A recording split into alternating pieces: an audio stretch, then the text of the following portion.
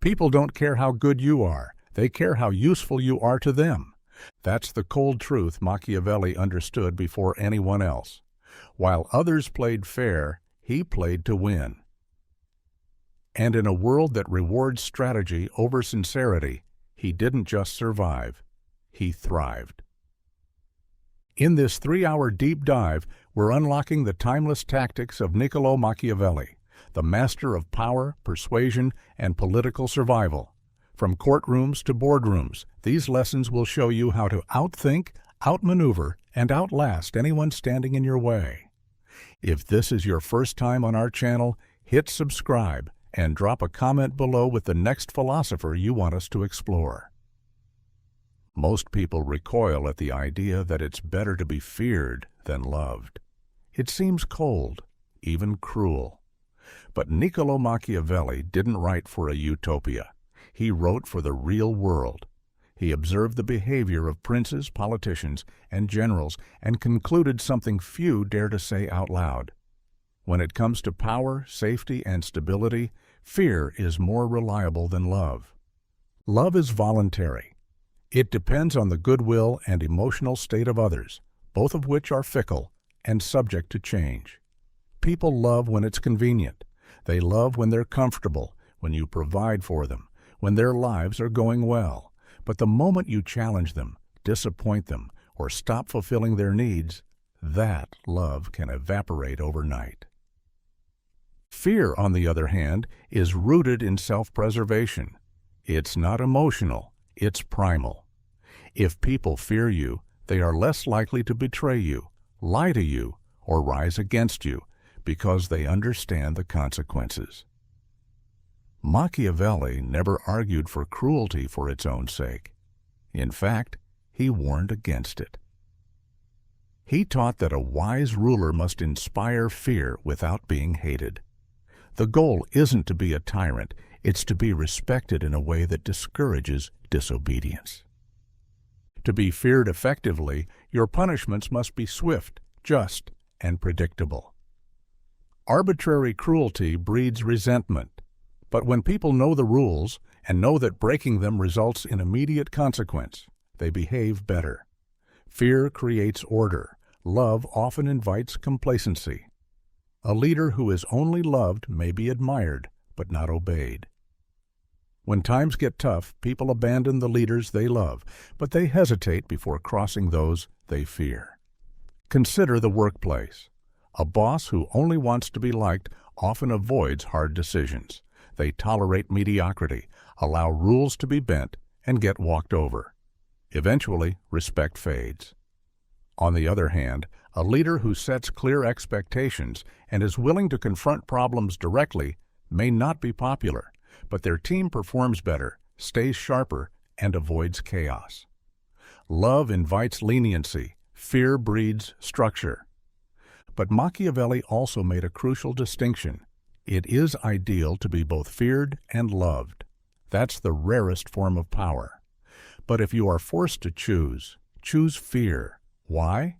Because love makes you dependent on others' emotions. Fear puts the control in your hands. Fear doesn't require cruelty.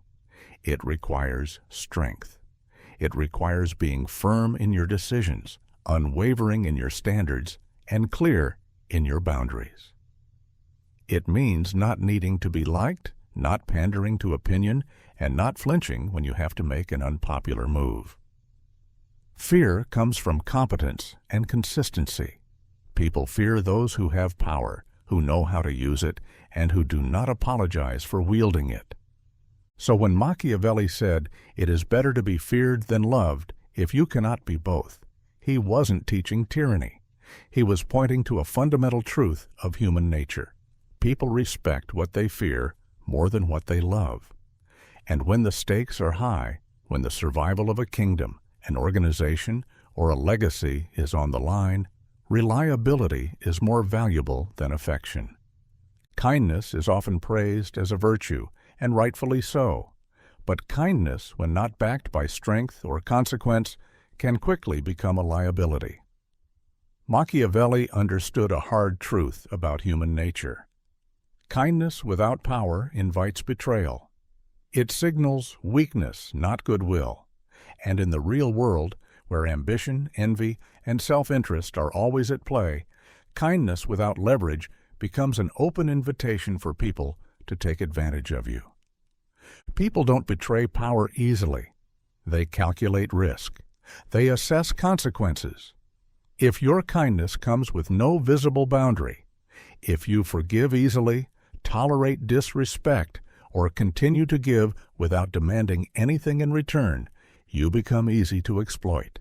They'll smile to your face, take what you offer, and look for the next opportunity to step over you. Not because they're evil, but because opportunity without consequence tempts even the decent. Machiavelli wasn't against kindness. He simply understood that for kindness to be respected, it must be protected by the shadow of authority. True power makes kindness strategic. It gives it weight. When a powerful person is kind, their kindness is a choice, not a compulsion. It becomes something others value because it is not guaranteed. Power doesn't mean cruelty. It means the capacity to enforce boundaries. It means being able to say, "I'm choosing to be kind, but I could choose otherwise." That kind of kindness commands respect.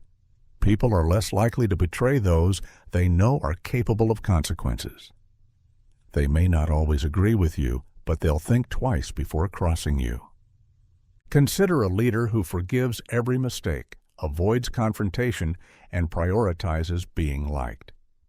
Eventually, that kindness loses value. People push limits, cut corners, and deliver less because they know there are no stakes. But a leader who shows empathy while also enforcing accountability becomes someone others admire and obey. They lead with both the open hand and the iron will. The same dynamic plays out in personal relationships. The person who is always giving, always available, always understanding, without asserting their needs, eventually becomes invisible. Their kindness is expected, not appreciated. Worse, it becomes a form of emotional weakness in the eyes of those who crave strength. But when you can walk away, when you can say no, when you set clear standards, then your kindness becomes powerful. Then it's seen as something to be earned, not taken for granted. Machiavelli believed in maintaining control. He knew that politics, court life, and even friendships often involve hidden agendas. The person who leads with soft virtue alone is often chewed up by the game. But the person who tempers kindness with power earns both respect and longevity. So offer kindness, but from a position of strength. Make your boundaries known.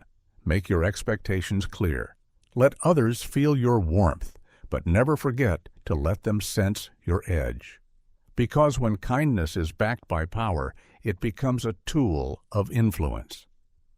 When it stands alone, it becomes a beacon for betrayal. Loyalty is one of the most romanticized ideas in history.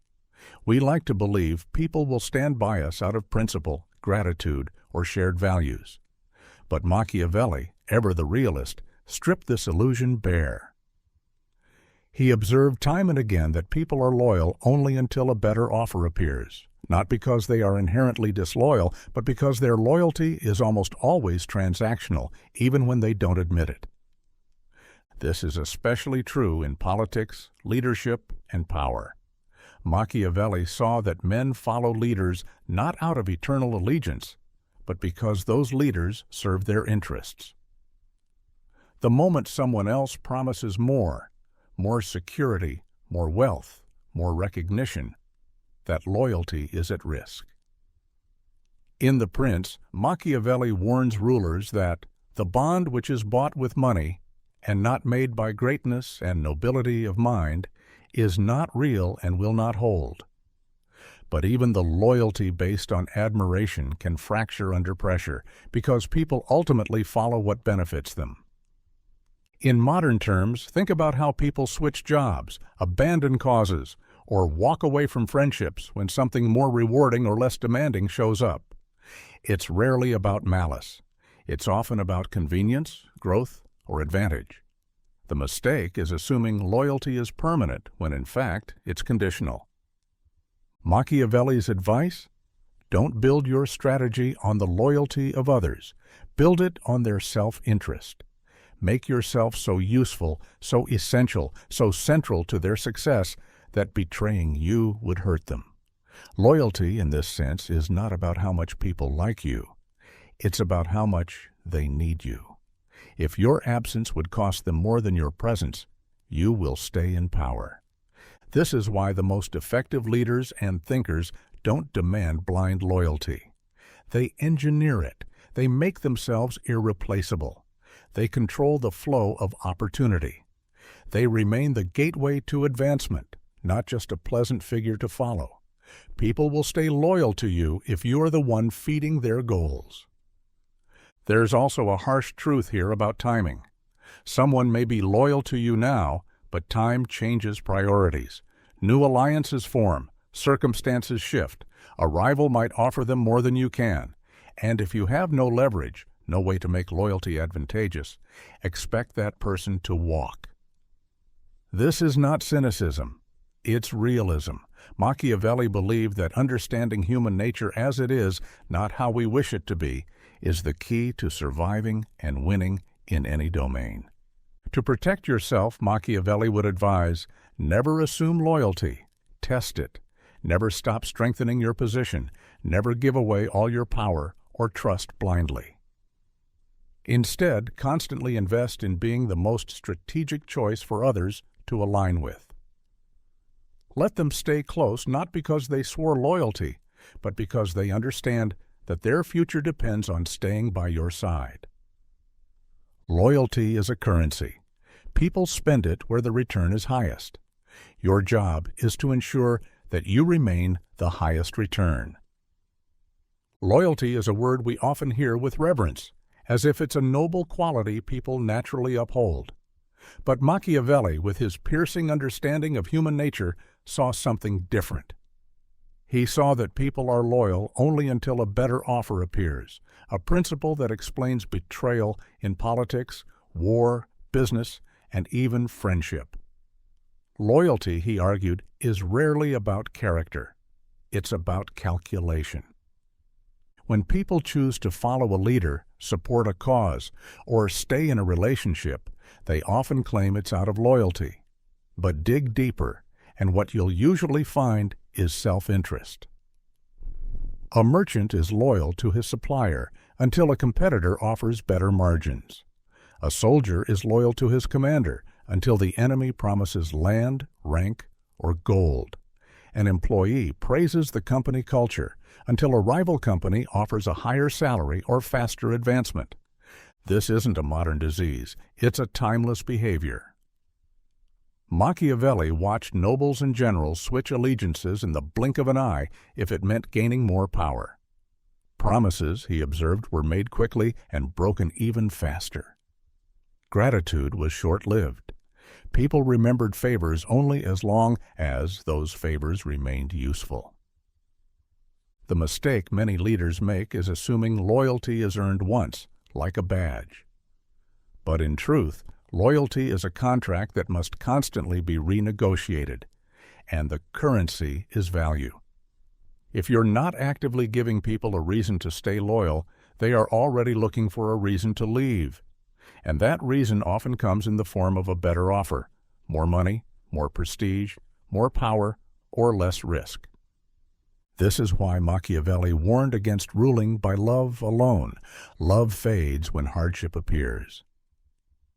But fear, or more precisely power, creates a more durable bond, not because people suddenly become noble, but because their calculation changes. If staying loyal benefits them more than switching sides, they stay. If betrayal becomes more profitable, they defect. Does this make people evil? Not necessarily. It makes them human. Most people are driven by survival and self-interest more than honor. That's not cynicism, it's realism. And the wise strategist does not curse this tendency. Instead, they use it. To hold loyalty, you must make disloyalty more costly. Be the source of opportunity. Be difficult to replace. Tie people's success to your success.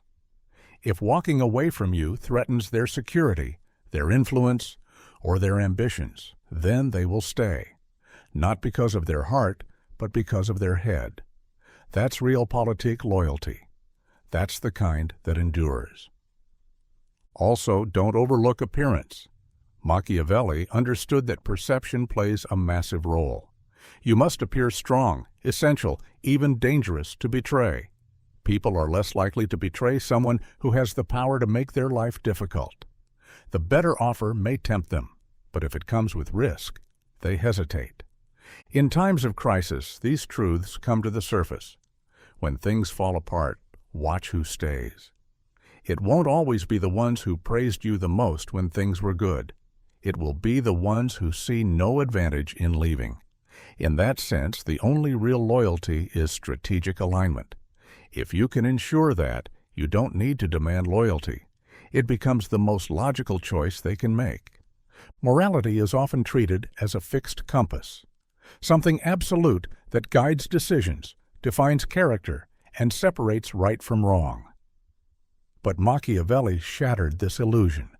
To him, morality is a tool, not a rule. It is not a universal law to be obeyed without question. It is a strategic instrument to be used when it serves your purpose and set aside when it doesn't. This idea is uncomfortable for many because we like to believe in moral consistency. We want to think that doing the right thing always leads to good outcomes. But history doesn't support that belief. The people who rise to power, who maintain control, who shape nations, they rarely follow a strict moral code. Instead, they use morality as a mask, a language, a lever. They present themselves as moral when it suits them and discard it when it becomes an obstacle. Machiavelli observed that rulers who tried to govern with rigid morality were often destroyed by those who weren't bound by such constraints. A leader who hesitates to lie, to betray, to punish when necessary, may find themselves outmaneuvered by someone who understands that moral purity is a luxury the powerful cannot always afford. In The Prince, he writes that a leader must learn how not to be good, not because goodness is useless, but because goodness without flexibility can be fatal. When morality is treated as a rule, it becomes a prison. You become predictable. Your enemies know what you will and won't do. You forfeit the element of surprise. But when morality is a tool, you become adaptable. You can be merciful when mercy serves your interests. You can be ruthless when ruthlessness secures your position. You don't abandon ethics, you weaponize them. Consider how leaders use morality in politics. They appeal to justice, fairness, and human rights, not always because they believe in them, but because these values resonate with the public. They gain trust, loyalty, and support by appearing moral. Yet behind the scenes, the real decisions are based on power, pressure, and self-interest. This isn't hypocrisy, it's strategy. Machiavelli saw it clearly. Public virtue and private maneuvering often tell two very different stories. This doesn't mean all morality is fake or that all ethical behavior is weak. Rather, it means that to survive and succeed, you must understand when morality helps you and when it hurts you.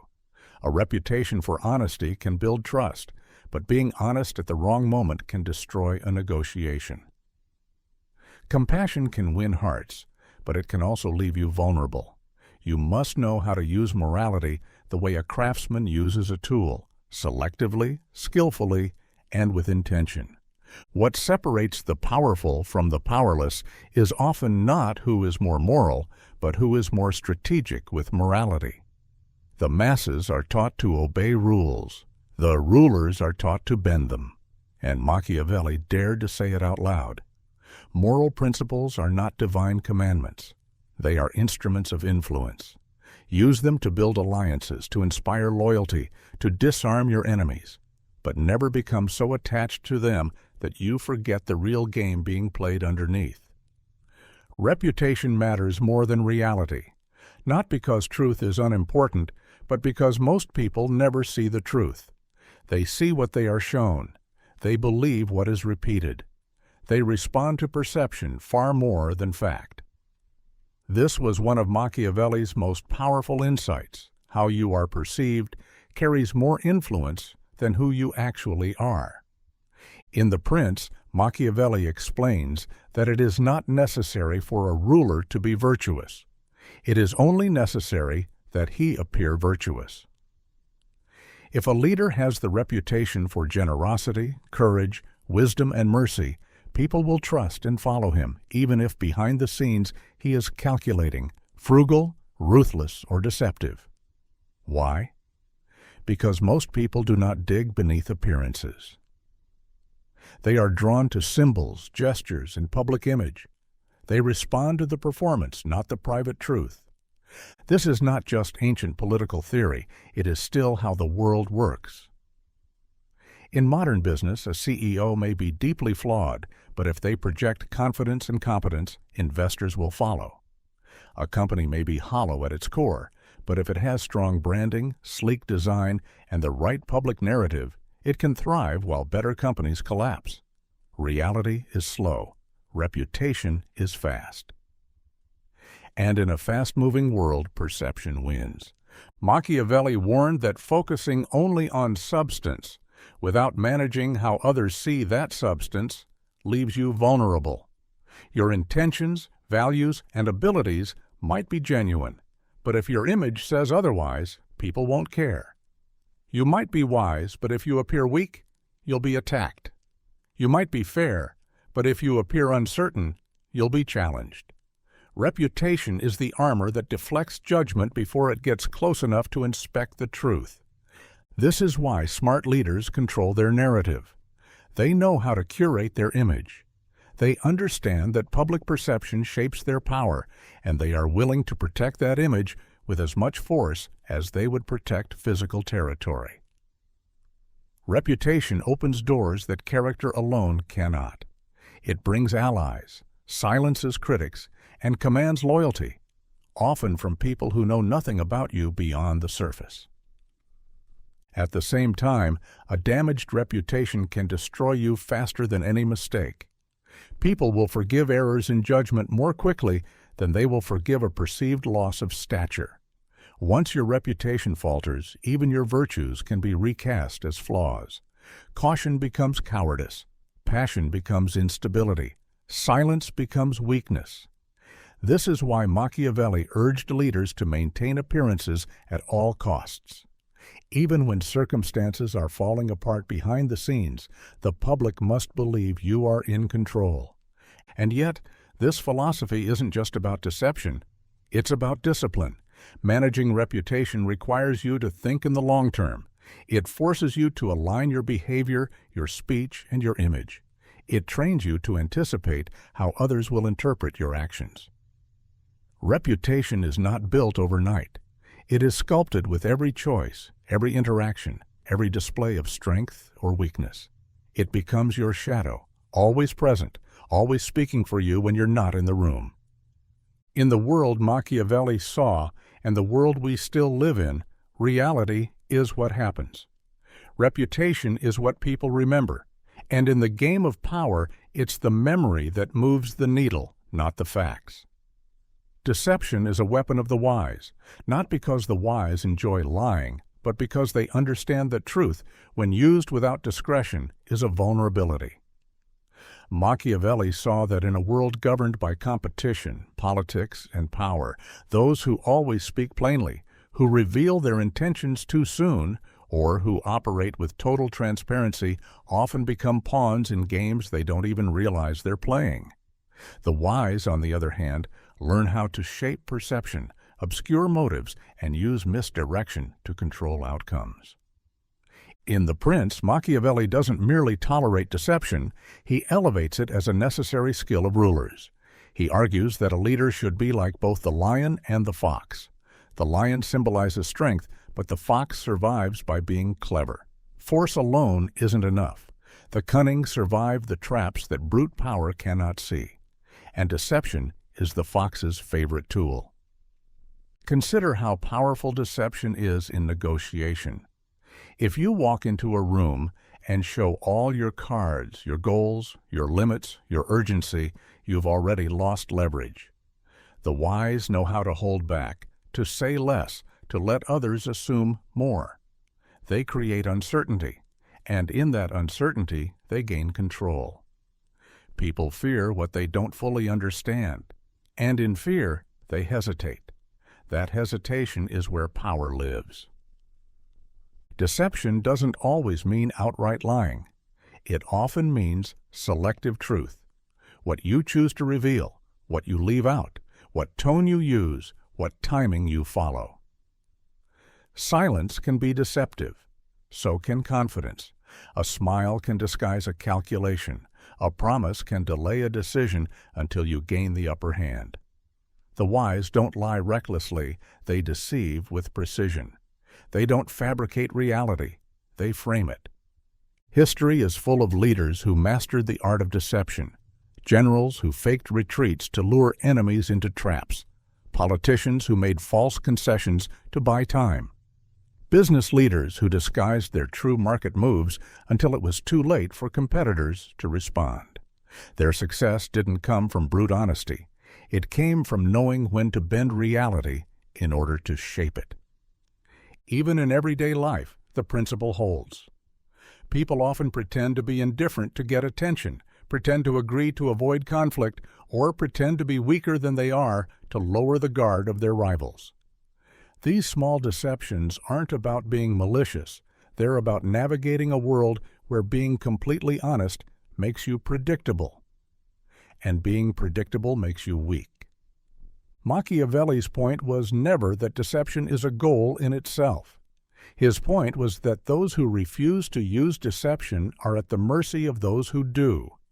Morality, virtue, and truth are noble ideals, but in the arena of power, they must be used strategically. Blind honesty is not virtue, it's naivety.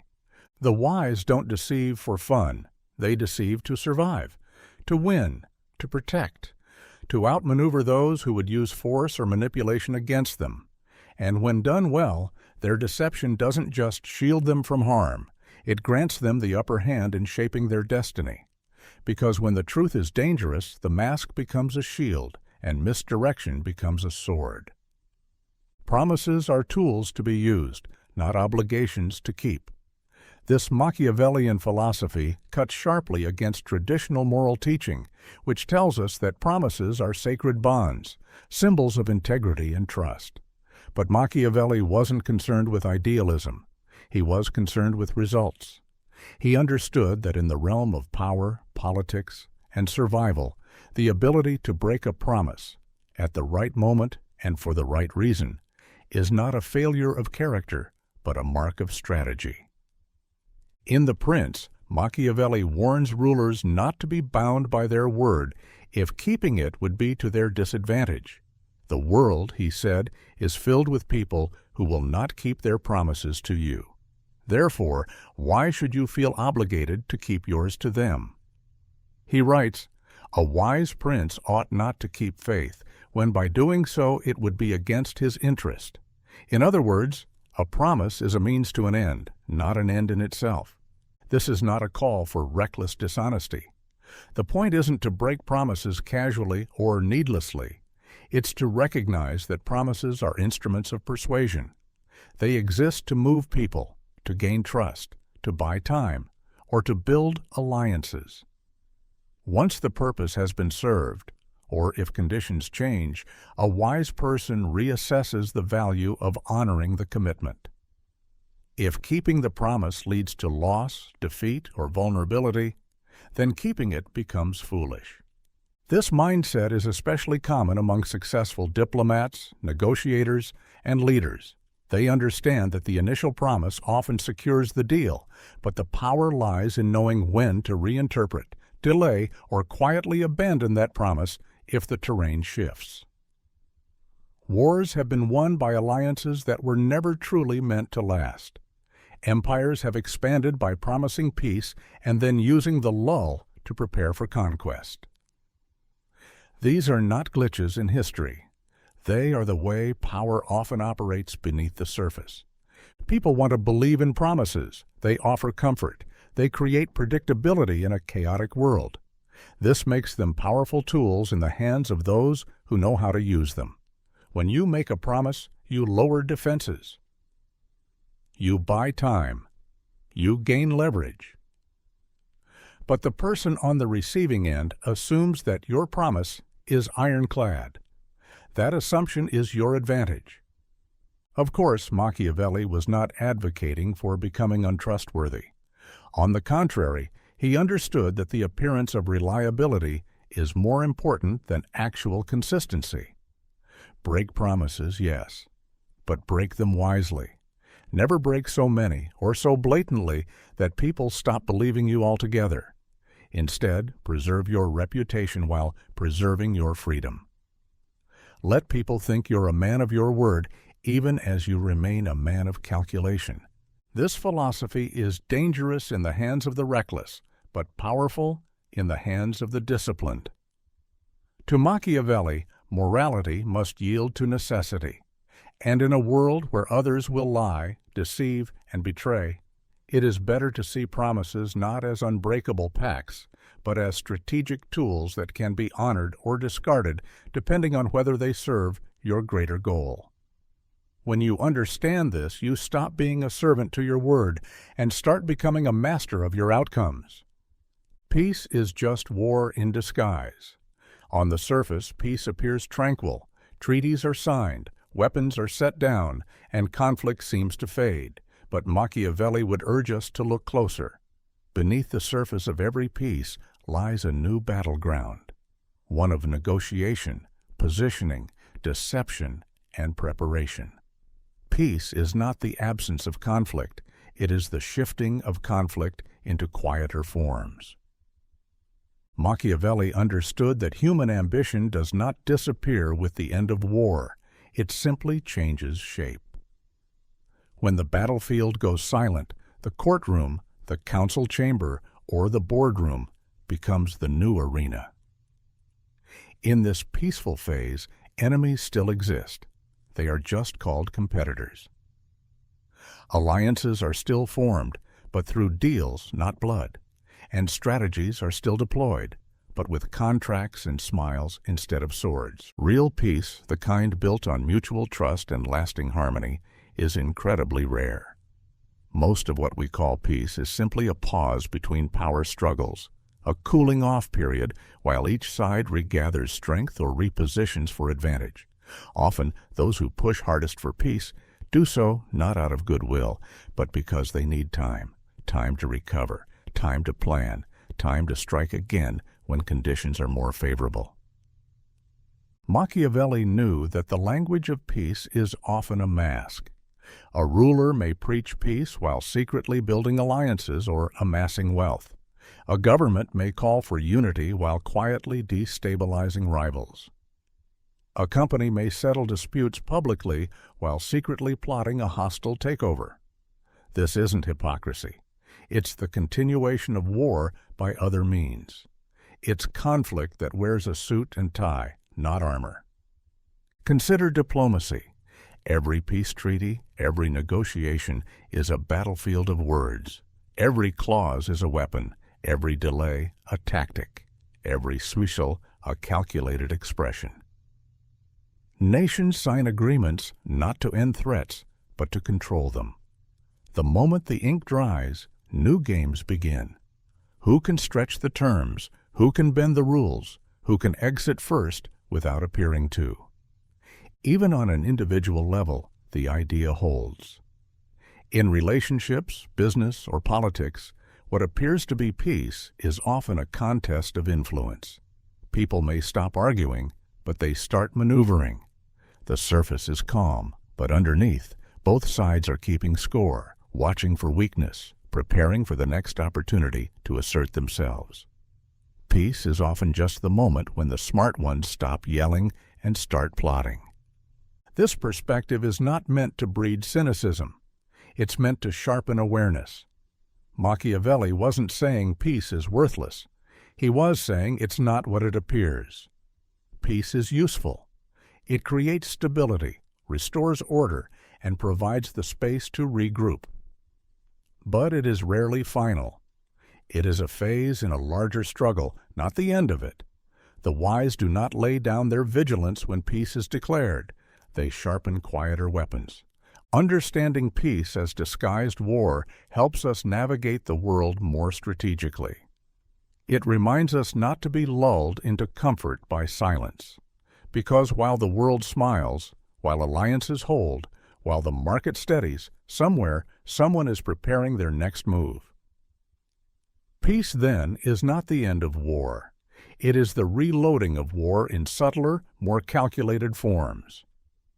And those who mistake it for safety are often the first to be caught unprepared. Good men rarely rise to power. Not because goodness has no value, but because the qualities that define traditional goodness, honesty, selflessness, compassion, restraint, are often incompatible with the brutal, competitive nature of political and strategic environments. Machiavelli, ever the realist, saw that power is not won through virtue alone. It is seized, protected, and expanded through cunning, decisiveness, and sometimes ruthless action. A good man seeks to play fair. He follows the rules, keeps his promises, and assumes others will do the same. But in the pursuit of power, this mindset is a disadvantage. The path to power is riddled with betrayal, deception, and morally gray decisions. A man who refuses to engage in such behavior limits his options. He operates with one hand tied behind his back.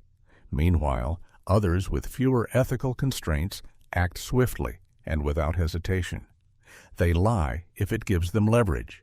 They manipulate if it gains loyalty. They betray if it secures survival. Machiavelli understood that the world does not reward virtue, it rewards results. The person who can get things done, even through questionable means, is more likely to gain influence than the person who waits for justice to run its course.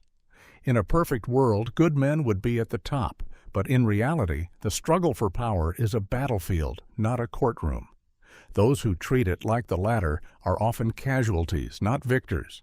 This is not to say that good men are incapable of leading. Some do rise, but usually by hiding their goodness beneath a more pragmatic exterior. Or they rise in systems that allow others to do the dirty work for them, so they can remain publicly clean while benefiting from what goes on behind closed doors. More often, however, truly good men find themselves disillusioned, sidelined, or used by those who understand the darker rules of the game. There's also the issue of perception. In power, strength is often mistaken for virtue. A man who takes bold action, who speaks confidently, who enforces control, is seen as a leader, even if his motives are selfish. Meanwhile, the good man who hesitates, who weighs every consequence, who seeks consensus, is viewed as weak. His decency is mistaken for indecision. His caution is seen as cowardice. Power respects dominance, not decency. This is why so many of history's most influential leaders, emperors, presidents, generals, tycoons, have been men of complex, often morally ambiguous character. They understood that rising to power meant making hard choices, not because they were evil, but because they were willing to sacrifice their image of goodness to achieve their vision. They knew that to change systems, you often had to bend the rules. To lead nations, you sometimes had to outmaneuver saints. Goodness, in the Machiavellian sense, is admirable, but insufficient. It must be paired with strategy, flexibility, and a willingness to operate in the shadows when necessary. A good man who refuses to adapt becomes predictable and exploitable. But a man who learns to appear good while mastering the darker arts of power may not only rise, but stay in power long enough to make a difference. And in the end, Machiavelli would say, what matters is not how you began, but what you were able to build, protect, and endure. Those who rely on luck are destined to lose it. Machiavelli understood that while fortune may play a role in success, depending on it is a form of weakness. Luck is unpredictable, temporary, and blind. It favors no one consistently. A person who builds their rise on chance will eventually face the moment when that chance runs out, and when it does, they will fall harder than those who planned, prepared, and adapted. In The Prince, Machiavelli compares fortune to a river. When it floods, it can destroy everything in its path. But a wise ruler, he says, anticipates the flood. He builds levees, digs channels, and reshapes the land so that when fortune shifts, he is ready. The same river that drowns the careless can be tamed by the cautious and turned into a source of power by the prepared. Fortune, then, is not something to trust. It's something to manage. Many people credit their early success to luck. They were in the right place at the right time. They met the right people. They caught a trend before it exploded. But the danger comes when they mistake that stroke of luck for proof of invincibility. They stop improving. They stop learning. They assume the same luck will carry them through every new challenge. Machiavelli would call this delusion, not destiny. The wise know that luck can be useful, but it cannot be the foundation. You must have skill, virtù, as Machiavelli called it. This isn't just talent. Virtù is the blend of courage, intelligence, willpower, and adaptability that allows a person to navigate fortune's shifting tides. It's the ability to seize opportunity when it appears, but more importantly, to create your own opportunities when none exist. Leaders who rise by chance are often exposed when real crisis hits. Without experience or foresight, they crumble under pressure. They blame bad luck, when in reality they failed to build anything beyond it. Power gained by accident is power easily lost. A fortune made by gambling is one bad hand away from ruin. This applies not only to individuals, but also to nations and organizations. Empires that grow too fast often collapse just as quickly if they lack the structures to sustain their growth. Companies that explode in value through viral trends but fail to innovate become irrelevant when the market shifts. Luck opens the door, but only discipline keeps it open. Machiavelli respected action. He believed the future belonged to those who took control of their circumstances rather than waited for them to improve. Passive reliance on fortune breeds inaction. It creates a false sense of safety. But the real world rewards movement, adjustment, and resilience. When others are sitting idle, waiting for the tide to turn, the wise are already building ships. Those who rely on luck often look for shortcuts. They seek overnight success, easy wins, minimal effort.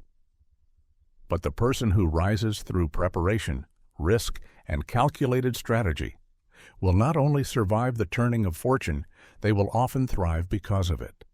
Fortune favors the bold, but it abandons the dependent. To win in the long run, you must be the kind of person who doesn't wait for luck to strike. You must be the one who makes it irrelevant. You must appear virtuous, even when you're not. This is one of Machiavelli's most controversial and powerful insights into the nature of leadership and influence. He recognized that people judge leaders not by who they truly are, but by who they seem to be. Appearances, he argued, carry more weight than inner character because most people never look beneath the surface. The average person does not have the time, access, or desire to analyze the inner workings of a leader's decisions or morality. They judge based on what they see: gestures, language, public statements, symbolic actions. If a ruler appears compassionate, just, and principled, he is often treated as such, regardless of what happens behind the scenes.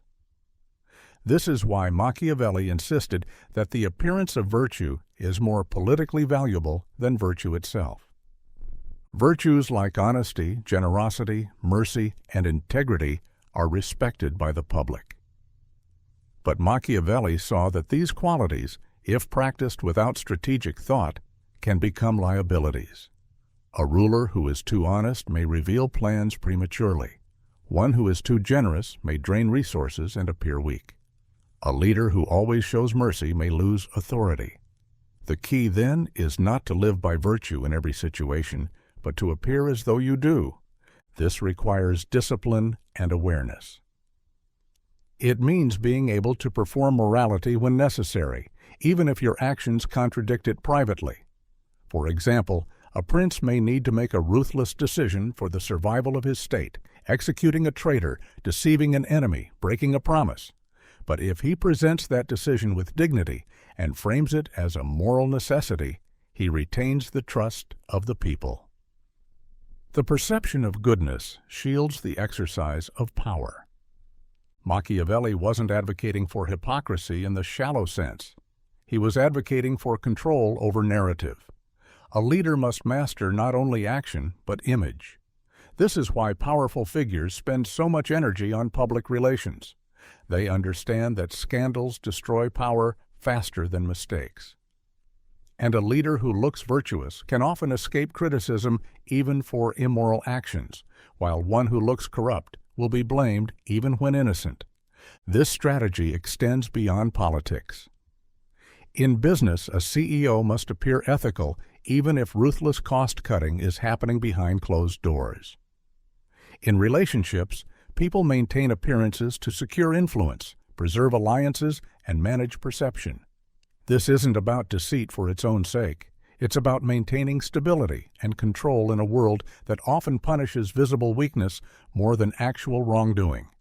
Machiavelli's brilliance was in accepting human nature for what it is. He knew people want to believe in heroes, in noble leaders, in clean consciences. So he advised rulers, give them what they want. Let them believe in your honor, your compassion, your integrity. But behind that mask, act as necessary to protect your position, your power, and your purpose. If you must choose between being good and being perceived as good, choose the perception. Because people will follow what they admire, not what they never see. And in the game of power, perception is often stronger than truth. Crimes committed all at once are more easily forgiven. This Machiavellian principle may sound brutal, even shocking, but it is grounded in a clear understanding of human psychology and political strategy. When power is seized or transitions are made through a series of small, drawn-out, and painful decisions, the public feels each one as a fresh wound. But when the damage is done swiftly, decisively, and all at once, people adjust faster, anger fades sooner, and the leader can more easily re-establish control and even goodwill. Machiavelli explained that violence and cruelty, if necessary, should be executed quickly and efficiently, while benefits and reforms should be distributed slowly over time. This allows the population to associate positive outcomes with the ruler's generosity, while the negative aspects, if done in a single, concentrated moment, are processed as a singular event, not an ongoing betrayal. The psychology behind this is simple. People are more forgiving of a single sharp blow than a series of smaller ones. When offenses are dragged out, they keep wounds fresh. Trust erodes gradually, and resentment builds layer by layer. Each new injury reopens the last. But if a ruler or any leader delivers a harsh but singular action, people are shocked at first, but then they begin to adapt. Over time, their focus shifts to the future, especially if stability or prosperity follows. A historical example can be found in political purges or regime changes. When a new leader comes to power and immediately removes opposition through force, exile, or execution, it is often met with fear but not sustained rebellion. Why? Because it creates a new normal. The population understands the rules instantly. The chaos ends quickly. Resistance feels futile. But if a leader purges his enemies one by one over months or years, paranoia spreads, dissent grows underground, and the people begin to fear not only the ruler's actions, but the uncertainty of what might come next. Even in corporate settings, this principle holds. A CEO who restructures a company with one swift decision, layoffs, reorganizations, policy changes might face initial backlash. But once the dust settles, the organization begins to rebuild. However, if that same CEO introduces painful cuts little by little, morale declines steadily, and the workforce never finds its footing. The suffering seems endless, and the leader loses credibility over time. Machiavelli's advice, then, is not simply to commit crimes. It is to commit necessary, harsh actions all at once, so they can be absorbed, processed, and left behind. People tend to rationalize a single moment of ruthlessness, especially if it leads to greater peace or prosperity. But a prolonged series of smaller injuries breeds distrust that lingers long after the actions end. He understood that the memory of pain is not objective. It is shaped by how pain is delivered. A single strike may scar, but repeated cuts create trauma. Therefore, if a ruler must act harshly, if he must betray, punish, or eliminate, let him do so quickly and completely, then follow with reassurance, order, and visible improvements. The people will remember the outcome more than the offense, and when stability returns, they may even credit the leader for having the courage to do what others would not. To hold power, you must be willing to do evil. Machiavelli did not mean that leaders should delight in cruelty or immorality for its own sake. What he meant was far more unsettling. If you are not prepared to do what is necessary, even if it is ugly, ruthless, or morally questionable, then someone else who is will take your place. Power is not preserved by good intentions. It is preserved by hard decisions and the courage to act when others hesitate. A leader bound by strict moral codes is often paralyzed in moments of crisis. They may refuse to betray an ally, even when that ally becomes a threat. They may hesitate to lie, even when deception could save lives or protect the state. They may decline to punish harshly, even when leniency encourages rebellion. And in these moments, while the so-called good man struggles with his conscience, the opportunist seizes control. Machiavelli's world was filled with such opportunists, men who rose not because they were more ethical, but because they understood how to use force, fear, and manipulation effectively.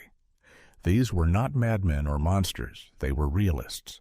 They saw the world not as it should be, but as it is. They knew that the people crave order more than virtue, and that a ruler who delivers security and stability, even through morally gray actions, is often more respected than one who is indecisive and weak. This philosophy does not justify cruelty for its own sake. In fact, Machiavelli warned against excessive or unnecessary evil, which breeds resentment and hatred. Instead, he advised leaders to do evil only when it is necessary to secure the greater good, to protect the state, to prevent chaos, to eliminate existential threats. But he also made it clear, if that moment comes, you must act without hesitation. Mercy at the wrong time is not a virtue. It is a failure that can cost everything. Evil, in this context, is a tool, a means of enforcement, a signal of strength. The leader who is willing to do what others won't is feared, and fear, Machiavelli argued, is more reliable than love. People may admire virtue, but they obey power. And in the moments when a ruler's hold on power is challenged, what keeps their enemies at bay is not their reputation for kindness.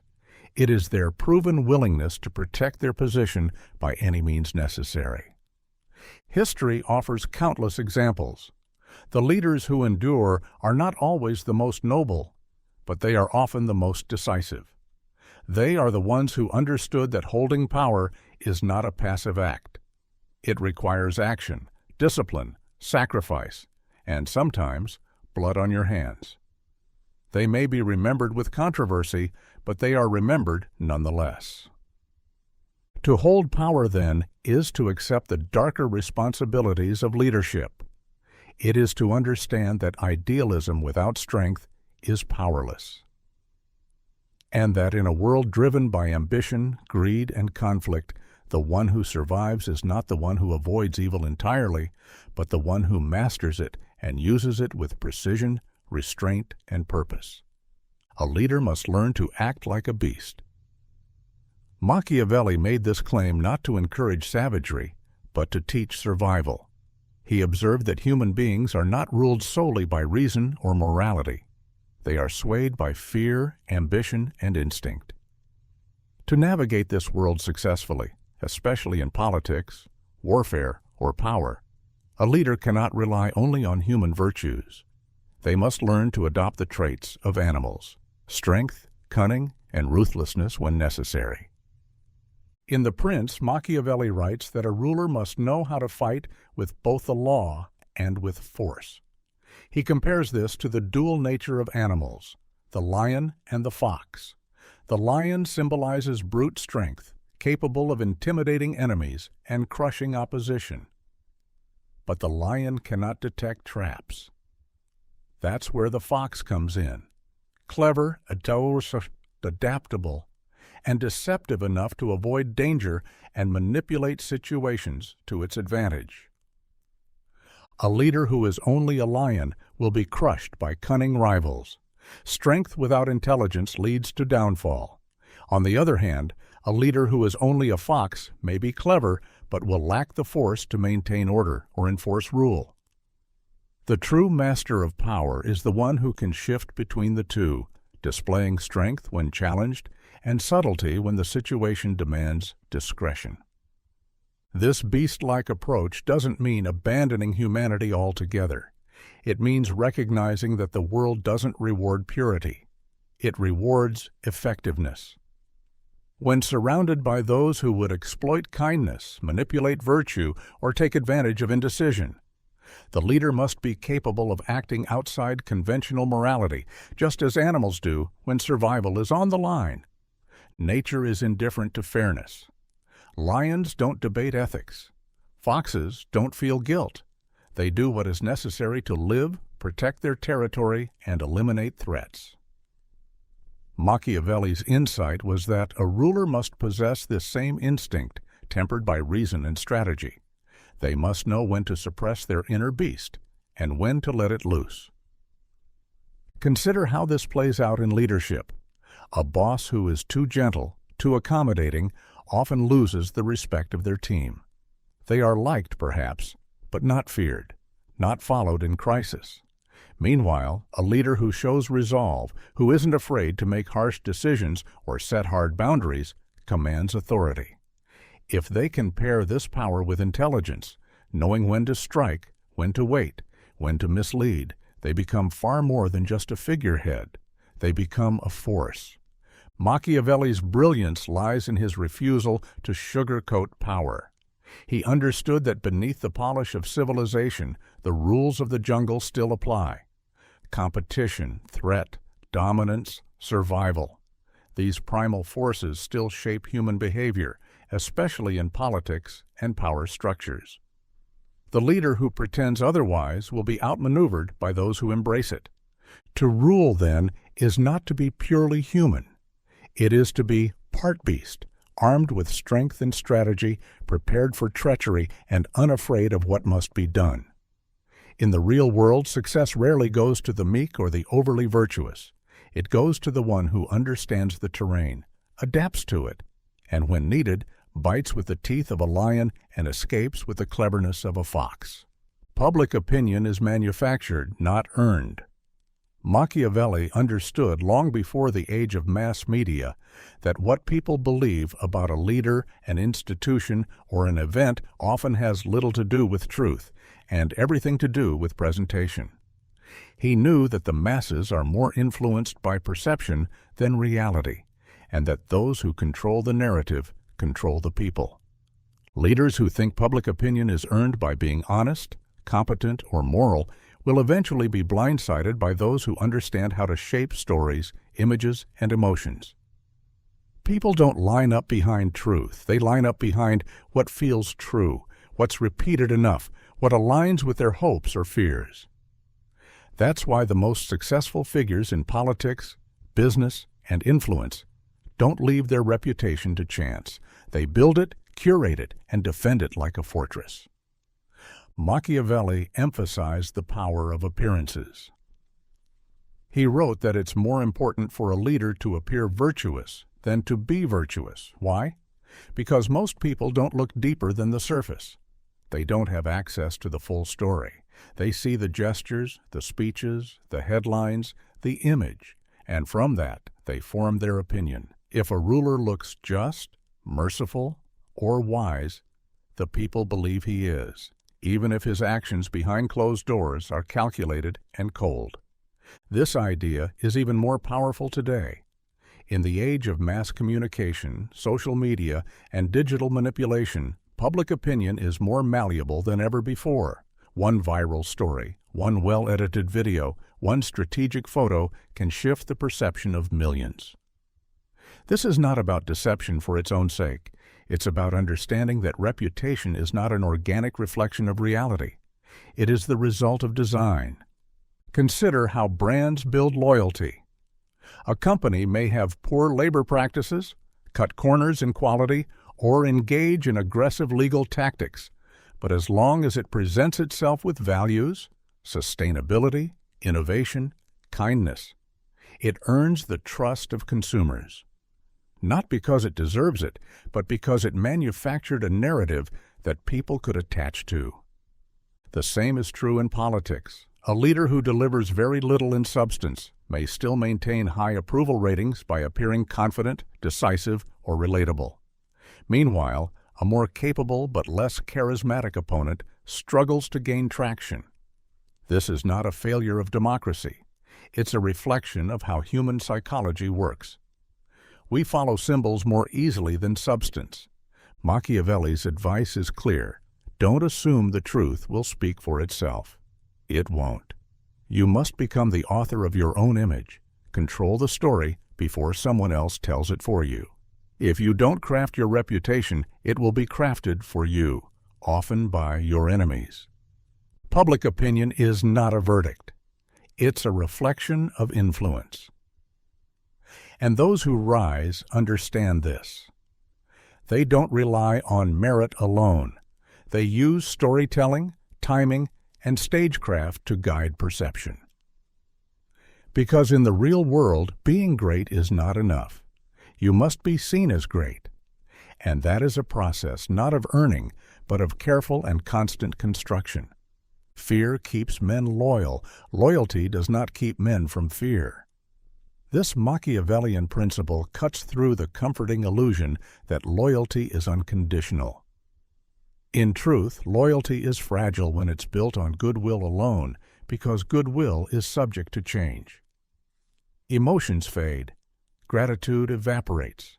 Circumstances shift. What endures is self-interest, and fear is one of the most reliable forms of self-interest. Machiavelli observed that men are quick to praise loyalty as a virtue, but in practice, they abandon it the moment it becomes inconvenient or dangerous. People may claim to be loyal to a leader, a cause, or an institution, but if that loyalty puts them at risk, if it threatens their safety, status, or survival, they will often choose self-preservation. Not because they are evil, but because fear overrides principles. A leader who rules only through trust and affection walks on unstable ground. That trust can be broken. That affection can fade. But a leader who rules through fear establishes a clear, constant signal. Betrayal comes at a cost. And in the brutal calculus of human behavior, cost often determines action. Fear keeps people in line when sentiment no longer can. This is not about cruelty for its own sake. Machiavelli never advised leaders to be hated. In fact, he warned against it. He advised rulers to inspire fear without inciting hatred. Hatred fuels rebellion, but fear, carefully managed, creates order. It makes people think twice before crossing a line. It builds a mental boundary between what they might want and what they dare to do. Fear is also efficient. It doesn't require constant maintenance the way affection does. Winning love requires ongoing performance, attention, approval, sacrifice. But fear, once established, becomes a quiet enforcer. The possibility of punishment is often enough to ensure obedience. And if the leader has demonstrated that consequences are real, that threat becomes part of the environment. People adjust to it. They internalize it. Meanwhile, loyalty based on love or idealism has to be constantly reinforced. The moment you disappoint someone or fail to meet their expectations, their loyalty begins to fray. If they feel ignored, disrespected, or underappreciated, they may begin to justify turning against you. But if they fear the consequences of disloyalty, losing protection, position, or power, they are far more likely to stay. History proves this time and again. Regimes, kingdoms, and empires that relied on affection alone were often betrayed by their closest allies when tides turned. But those that inspired fear, tempered with control and discipline, endured longer. Their enemies moved cautiously. Their supporters remained loyal not because they loved, but because they understood the price of betrayal. This is not a prescription for tyranny. It's a recognition of reality. Human nature bends more quickly to pressure than to principle, and in the pursuit of stability, the wise ruler uses fear as a boundary, not a bludgeon. They don't terrorize, they create clarity. And in that clarity, they find a loyalty that does not depend on mood, emotion, or memory. It depends on the one thing most people value above all, their own safety. Lying is only wrong if you're caught. This isn't a moral statement. It's a strategic one. It reflects a cold but accurate understanding of how society functions. Machiavelli recognized that truth is often irrelevant when perception shapes reality, and that in politics, war, or leadership, a lie that goes undetected is as good as truth, and sometimes far more useful. The power of a lie lies not in its content, but in its effect. If it achieves the desired outcome without triggering suspicion, it can change outcomes, control narratives, and shape events without opposition. People judge right and wrong less by moral frameworks and more by results. If a leader lies and benefits the public, many will turn a blind eye. If a general lies and wins a war, he's celebrated. But if either is caught in the act, even a harmless lie becomes a scandal. It is not the lie itself that condemns. It is the exposure. This is why Machiavelli emphasized appearances over reality. A ruler doesn't need to be honest. He needs to seem honest. He must speak of justice while practicing strategy, speak of transparency while hiding his hand. Most people will never dig past the surface. They will believe what is repeated, trust what is confidently said, and align with what comforts them. A lie told well, with consistency and timing, becomes indistinguishable from truth in the minds of the public. Of course, lying carelessly is dangerous. The person who lies too often or too obviously loses credibility, and once credibility is lost, influence collapses. But the skilled liar doesn't lie constantly. They lie selectively, using untruth as a precision tool. They lie when it matters, when it opens doors, diffuses tension, or shields a deeper strategy. And more importantly, they lie in ways that are hard to prove false. They embed their falsehoods in ambiguity, in half-truths, in suggestion rather than declaration. This technique is especially common in diplomacy. Nations promise peace while preparing for war. Leaders express unity while plotting division. Negotiators make offers they never intend to keep, just to buy time or test their opponent's limits. These are not exceptions. They are standard moves in the chess game of power. And none of them are condemned unless they are unmasked. This is why those in power surround themselves with messaging teams, media filters, legal advisors. Not because they aim to be deceptive constantly, but because they know the cost of being caught is far greater than the cost of being dishonest. Damage control becomes more important than truth-telling. And in this environment, managing perception becomes more essential than maintaining purity. For the average person, lying may carry moral weight. But for the strategist, lying is a lever. Used well, it creates advantage. Used poorly, it creates destruction. The difference lies in discipline and deniability. If no one knows a lie occurred, there is no consequence. And in a world governed by outcomes, not intentions, a lie that works is more valuable than a truth that fails. People are more moved by appearances than substance. Machiavelli saw this clearly and made no attempt to pretend otherwise. He understood that most people do not judge the inner character of a leader, a message, or an idea. They judge what they see, what they hear, what they feel in the moment. Surface convinces faster than depth. Style persuades more easily than fact. And in the game of influence, perception often outweighs reality. This is why Machiavelli insisted that a ruler must not only act wisely, but appear wise. He must not only make just decisions, he must be seen making them. He must wear the image of virtue, even if his private behavior is cold, strategic, or ruthless. Most people will never see the truth, nor will they seek it. They will believe what is presented convincingly. And in a world where few look deeper than a headline or a gesture, appearance becomes reality. Consider how leaders use symbols, flags, uniforms, slogans, ceremonies. These are not accidents. They are crafted visuals designed to signal power, order, unity. A leader standing tall, speaking with clarity and confidence, dressed sharply, projecting certainty. This image alone can secure followers, even if their policies are hollow or their results poor. Meanwhile, a more capable but less charismatic leader may struggle to be taken seriously simply because they lack the visible signs of strength. In politics, appearances shape trust. In business, they shape credibility.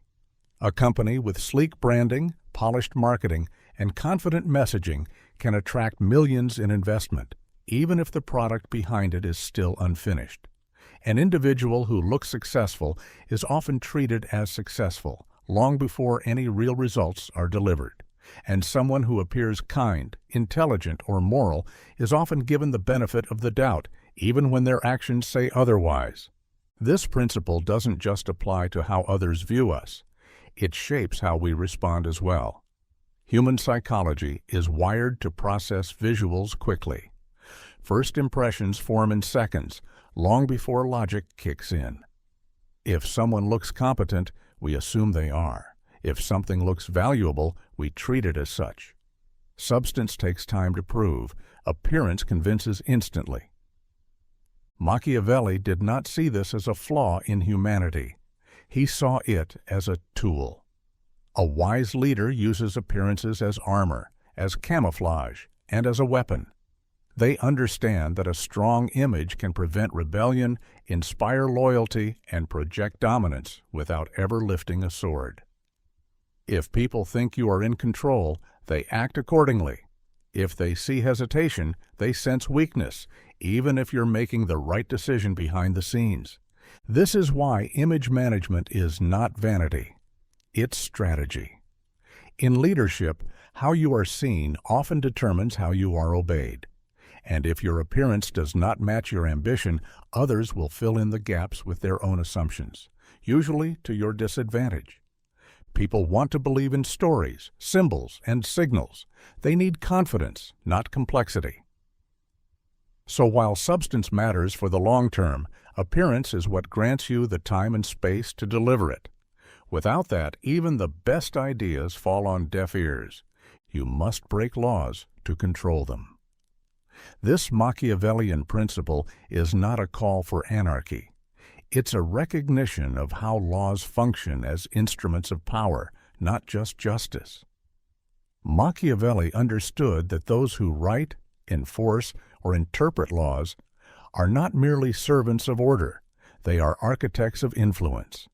To truly control a legal system, you must be willing to bend, break, or manipulate its rules when the situation demands it. Only then can you dominate the system rather than be confined by it. Laws are often treated as sacred, unchangeable boundaries that dictate right and wrong. But in reality, laws are shaped by power, and power, in turn, often comes from the ability to override or reinterpret the law. A leader who follows every rule to the letter will eventually find himself at the mercy of those who don't. Those who rise and maintain power know that sometimes, to protect order, they must disrupt it first. History offers endless examples of this. Revolutionary leaders almost always begin their rise by breaking the laws of the regimes they replace. They violate constitutions, ignore courts, or stage coups, not because they hate law, but because the existing laws serve someone else's authority. Once they gain control, they rewrite the rules to legitimize their own power. Lawbreaking becomes lawmaking. What was illegal yesterday becomes righteous today, because the new rulers say so. Machiavelli understood that laws are only as powerful as the hands that enforce them. If you are not in control of that enforcement, if you are not feared or respected by those who interpret the law, then the law becomes a cage, not a tool. But when you demonstrate a willingness to act beyond the law, especially when doing so strengthens the state or secures your position, you signal that you are the true authority. You prove that the law is your servant, not your master. This doesn't mean chaos or corruption. It means being pragmatic. Sometimes enforcing the law strictly causes more damage than good. Other times, bypassing the law can prevent greater harm. The key is discretion, knowing when to uphold the law for stability and when to violate it for survival. A leader who is too rigid becomes predictable, but a leader who can bend the law, break it when necessary, and still maintain order commands true respect. Breaking laws also reveals which ones matter. When you challenge a law and face no serious consequence, it shows that the law was weak to begin with, either unenforceable or irrelevant. This gives you insight into which rules need rewriting, which institutions can be restructured, and which loopholes can be exploited. You cannot master a system by obeying it blindly. You must test its limits.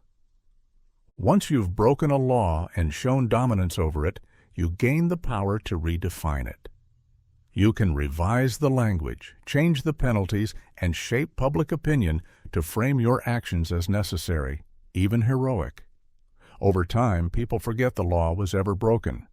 They remember only that you acted and that your action brought results. Control does not come from obedience. It comes from command. And in the realm of law, command often begins with the audacity to break what others only follow. The ends always justify the means. If you win.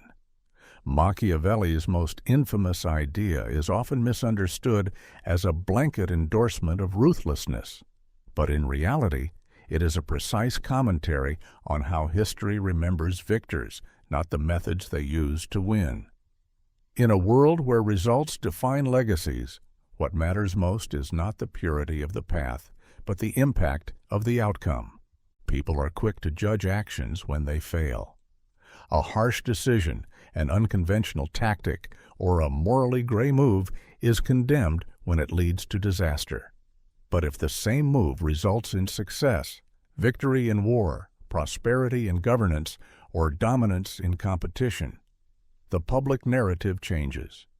What was once questionable becomes brilliant, ruthlessness becomes strength, manipulation becomes strategy, risk becomes courage.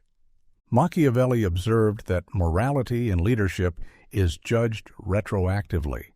If you fail, your decisions are dissected as mistakes. But if you succeed, those same decisions are reframed as necessary steps on the road to greatness. It is not the action alone that determines right or wrong, it is the result. The world forgives cruelty when it produces peace. It forgives betrayal when it brings order. It forgives lies when they deliver stability. Victory rewrites morality. This is especially true in politics and war.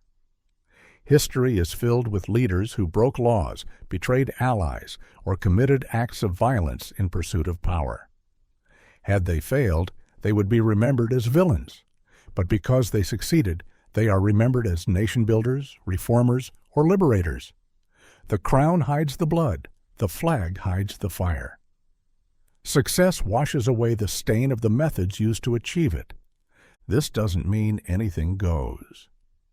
The wise understand that the means must be proportionate, strategic, and controlled. Reckless cruelty or unnecessary brutality often triggers backlash and rebellion. But when the means are targeted, justified by context, and followed by tangible benefits, people not only accept them, they embrace them. They trade their outrage for results. They rewrite their memory of events to fit the success they now enjoy. Leaders who understand this principle are often coldly efficient. They make hard decisions quickly, not because they lack empathy, but because they know delay can lead to defeat.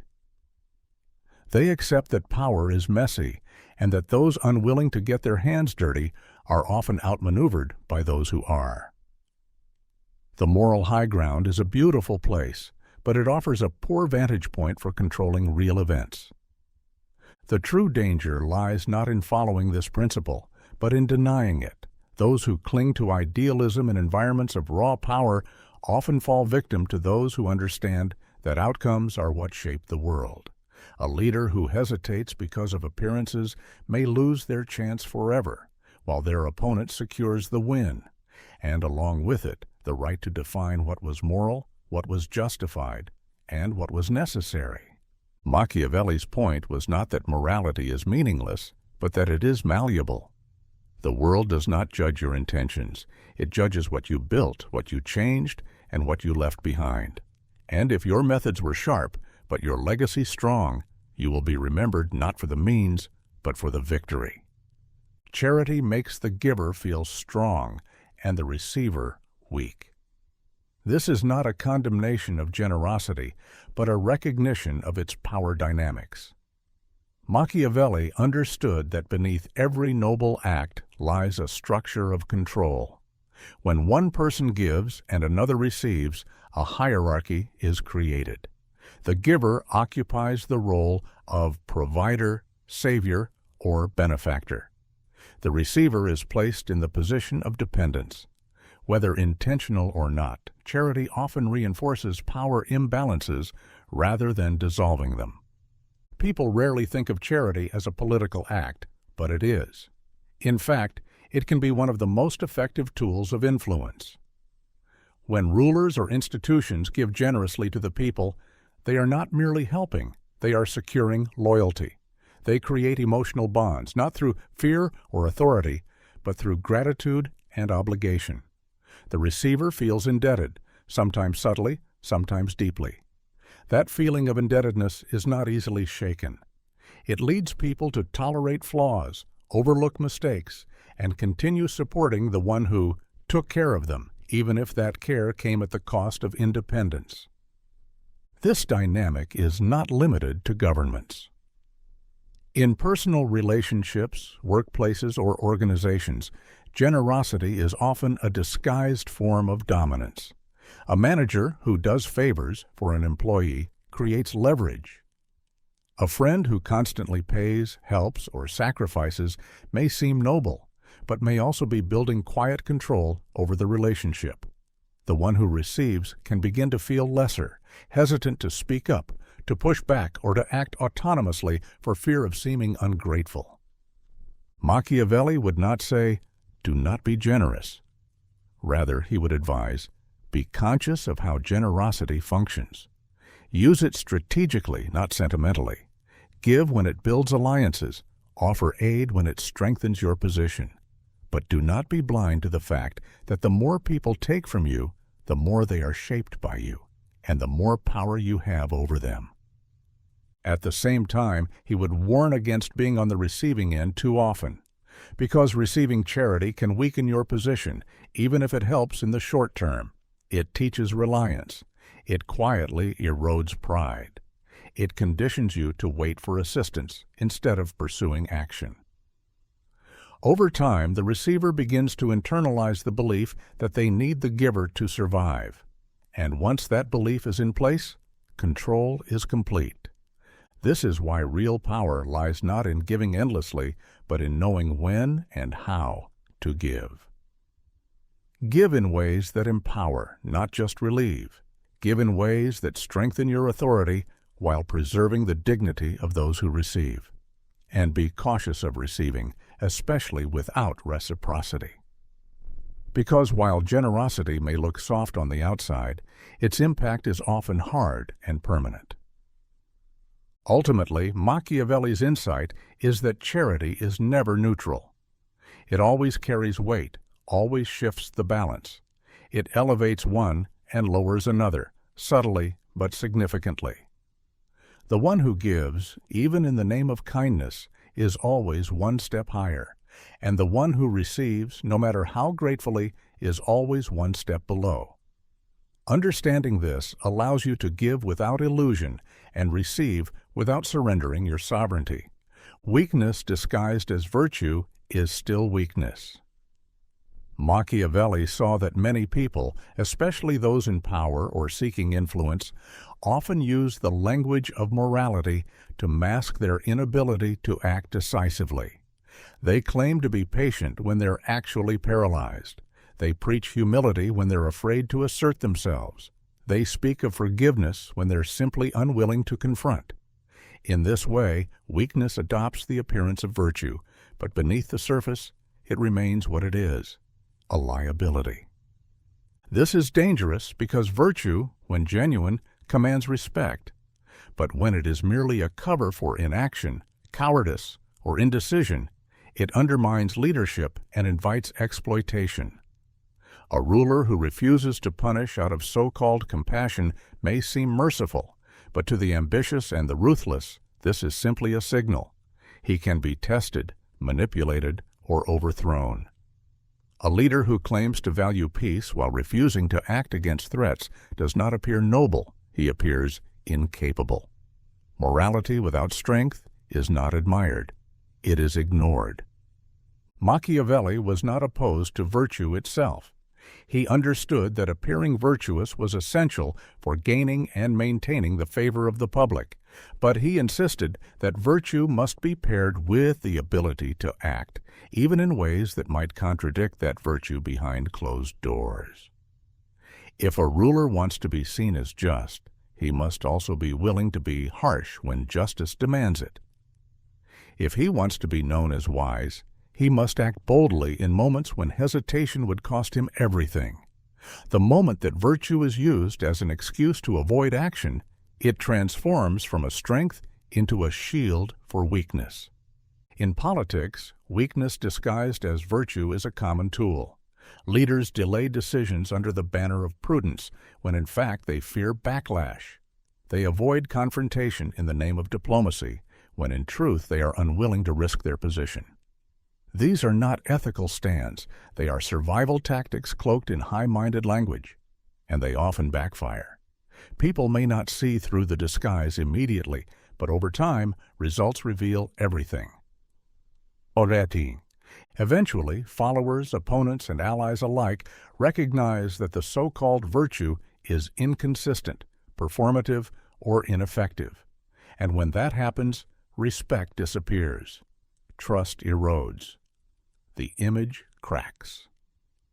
Because true virtue in leadership isn't about being soft. It's about being principled and powerful. It's about doing what is right, even when it is difficult. And it's about recognizing that sometimes what is necessary will not always look noble, but it is noble because it secures the greater good. Machiavelli's point is not to abandon virtue. It is to demand that your virtue be real, and that it be accompanied by the courage to act decisively when the situation demands it. A kind leader must still be capable of cruelty. A patient leader must still know when to strike. A humble leader must still be ready to stand alone. Because if your virtue is only a mask for fear, then it is not virtue at all. It is simply weakness waiting to be exposed. And once it is, the fall from grace is fast and permanent. Never teach your subordinates enough to replace you. This is not a rejection of mentorship or leadership development. It's a strategy rooted in the reality of power dynamics. Machiavelli understood that knowledge is power, and giving away too much of it, especially to those beneath you, is often an act of self-sabotage. A leader who empowers others without caution may find themselves outmaneuvered, not admired. In any hierarchy, those below you are not just students or assistants. They are potential rivals. Today's protege can be tomorrow's competitor. If you give them all the tools, all the strategies, all the inner workings of your influence, then you are arming the very people who could one day replace or even betray you.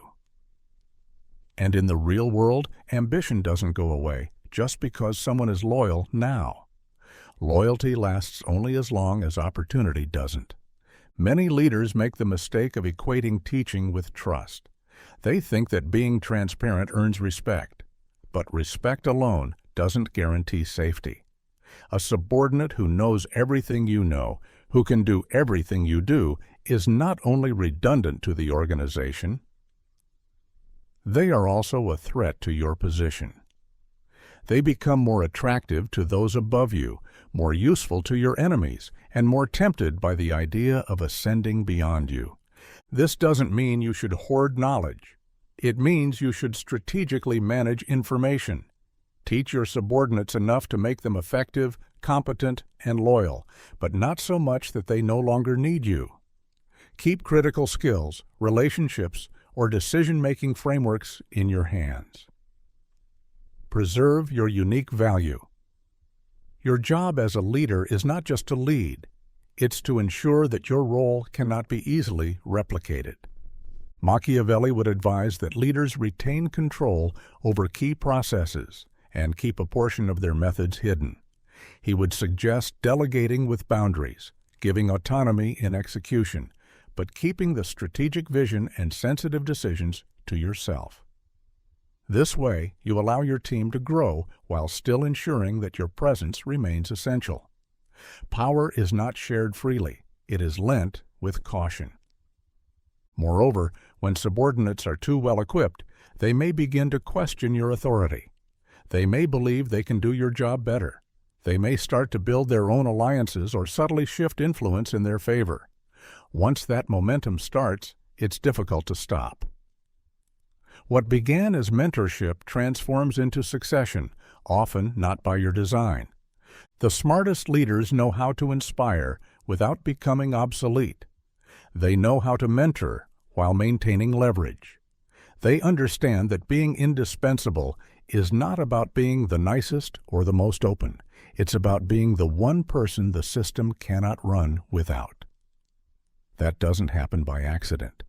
It happens by carefully managing what you give and what you hold. Protect your edge, preserve your knowledge, train others well, but not so well that they no longer need you. Because once they do, your authority becomes temporary, your influence replaceable, and your leadership position nothing more than a placeholder. In power, security lies not in how much you give, but in how much you are still the only one who can deliver. An enemy at peace is still an enemy. Machiavelli understood that peace is not the end of hostility. It is simply the pause between battles. When an enemy smiles, signs a treaty, or declares reconciliation, the wise do not let their guard down. They recognize that intentions rarely change as quickly as words, and that the motives of those who once sought to undermine or destroy you do not vanish because a temporary agreement has been reached. Peace, in many cases, is a tactic. A defeated enemy may ask for peace not out of respect, but out of necessity. They may be regrouping, rebuilding, or waiting for a more favorable opportunity. To believe that an enemy becomes a friend through peace alone is to forget the very nature of conflict. People and nations rarely give up their ambitions. They simply change their strategy. What they couldn't win through force, they now seek through diplomacy, manipulation, or patience. Machiavelli observed that rulers who believed in peace too quickly often found themselves betrayed. They disbanded their armies, reduced their defenses, or allowed former enemies into positions of influence, only to find that these same figures worked quietly to regain what they lost. The lesson is simple. A declared peace does not erase a declared enemy. The enemy may no longer be firing weapons or challenging your authority openly, but their mindset hasn't shifted. They still remember their grievances. They still desire revenge or redemption. And if they see an opening, any sign of weakness, distraction, or naivete, they will take it. That is why Machiavelli stressed the importance of maintaining strength even in times of peace. The fox may retreat into its den, but it does not forget how to hunt. In politics, this principle plays out every day. A rival may concede, endorse you, or cooperate in public, while working behind the scenes to erode your influence or sway public opinion. Competitors in business may enter partnerships, share resources, or propose mergers, all while positioning themselves to outmaneuver you when the time is right. In personal life, someone who once tried to sabotage you may suddenly play the role of ally, but beneath the civility, their motives remain. Peaceful behavior does not equal peaceful intent. This is not paranoia. It is preparation. It is the understanding that past behavior is often the best predictor of future action, and that those who once declared themselves against you are unlikely to have a sudden change of heart without reason. Forgiveness may be wise. Forgetting is not. True security lies in watching those who once threatened you the most, especially when they seem the most cooperative. Machiavelli would advise that you use peace as a time to consolidate power, strengthen alliances, and prepare for future threats, not to dismantle your defenses or extend blind trust. Be cordial, be diplomatic, but be alert. An enemy who is quiet is not gone. They are simply silent. And silence in the world of power is often the loudest warning of all. Never assume that a handshake replaces a grudge. Never forget that those who once tried to topple you still remember that attempt, even if they smile while doing it. Peace may look like an end, but it is often a reset. And the one who survives is the one who remains vigilant, even while others celebrate the calm. Your enemy's trust is the most valuable illusion you can build. Machiavelli understood that true power often lies not in open confrontation, but in the ability to influence your opponent's perception. When an enemy believes you are trustworthy, when they lower their guard, underestimate your ambition, or misread your intent, they give you the most precious advantage, time and access. And in the arena of power, that advantage is everything. Trust, when earned honestly, can take years. But when manufactured skillfully, it can be earned quickly, especially by an opponent looking for relief, partnership, or compromise. Enemies are often eager to believe in a change of heart. They want to believe the threat has passed, that the war is over, or that you've become an ally. That desire makes them vulnerable.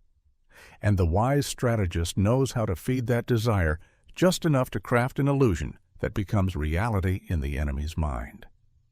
When your enemy trusts you, they share information more freely. They reveal weaknesses. They speak candidly. They stop watching you as closely. They relax their defenses, both mentally and strategically. You no longer have to break down their walls. They open the gates for you, thinking you come in peace. And once inside, you gain the ability to shape the battlefield from within. This tactic is not new. Throughout history, some of the most decisive victories have been won not by force, but by deception.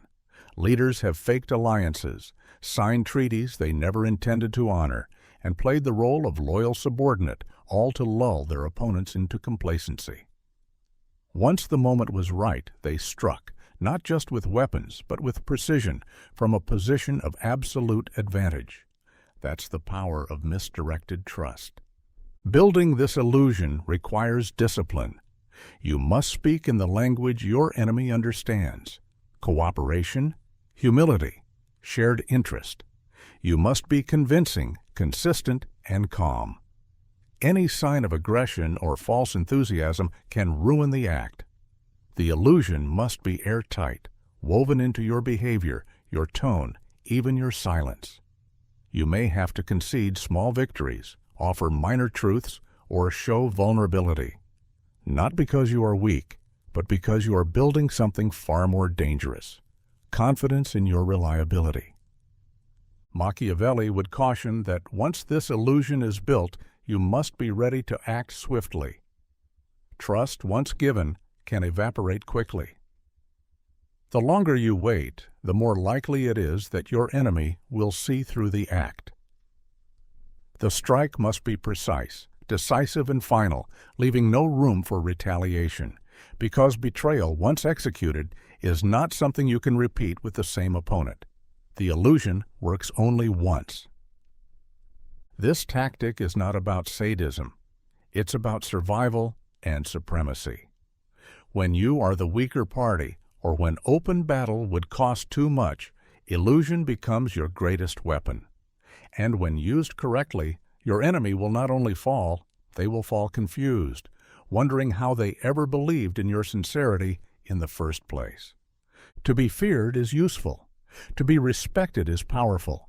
But to be trusted by your enemy while you prepare their defeat in silence is one of the most exquisite advantages a strategist can possess. Because by the time they realize the truth, you've already won. You owe your subjects nothing but order. Machiavelli's view of leadership stripped away sentiment and focused on the core responsibility of power: to maintain stability. A ruler's primary duty is not to make people happy, not to be universally loved, and certainly not to indulge every demand of the population. It is to create and preserve a structure in which society can function without falling into chaos. Everything else, freedom, comfort, prosperity, is secondary and often conditional. People may demand fairness, wealth, or recognition, but at their most basic, what they truly crave is predictability. They want to wake up each day and know the rules of their world are intact. The leader who provides this order becomes essential. The leader who fails to do so, even if they are kind, moral, or generous, loses authority. Disorder weakens power faster than cruelty ever could. Order creates safety. It gives people a framework for decision-making. It allows commerce, law, and even personal ambition to grow. And it is the one thing that binds a population together, regardless of their personal opinions about the ruler. They do not need to admire their leader, but if that leader enforces order, they are more likely to submit, cooperate, and remain loyal. Fear of disorder often outweighs hatred of authority. Machiavelli saw that trying to please everyone leads to weakness. When a leader begins to cater to every whim of the people, they lose control of direction.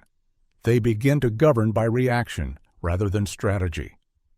Soon, factions grow, expectations spiral, and no decision satisfies enough people to preserve unity. But a leader who focuses on structure, discipline, and security, even if unpopular, will hold power far longer, because order commands respect, even when it comes at a cost. This doesn't mean ruling with tyranny or blind force. It means prioritizing control over comfort, enforcement over emotion. A stable society often requires difficult decisions, harsh punishments, suppression of dangerous rhetoric, decisive responses to threats. These actions may draw criticism, but they preserve the fabric of the state. And once order is lost, no amount of goodwill can restore it easily. Even in democratic or corporate environments, the principle holds. A leader owes their team or their constituents structure. They must provide clear rules, defined roles, and consistent consequences. Without these, confusion reigns. When a system feels arbitrary, loyalty fades. But when people know what to expect, even if the rules are strict, they adapt.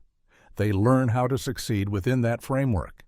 And success within order creates loyalty more deeply than comfort without it.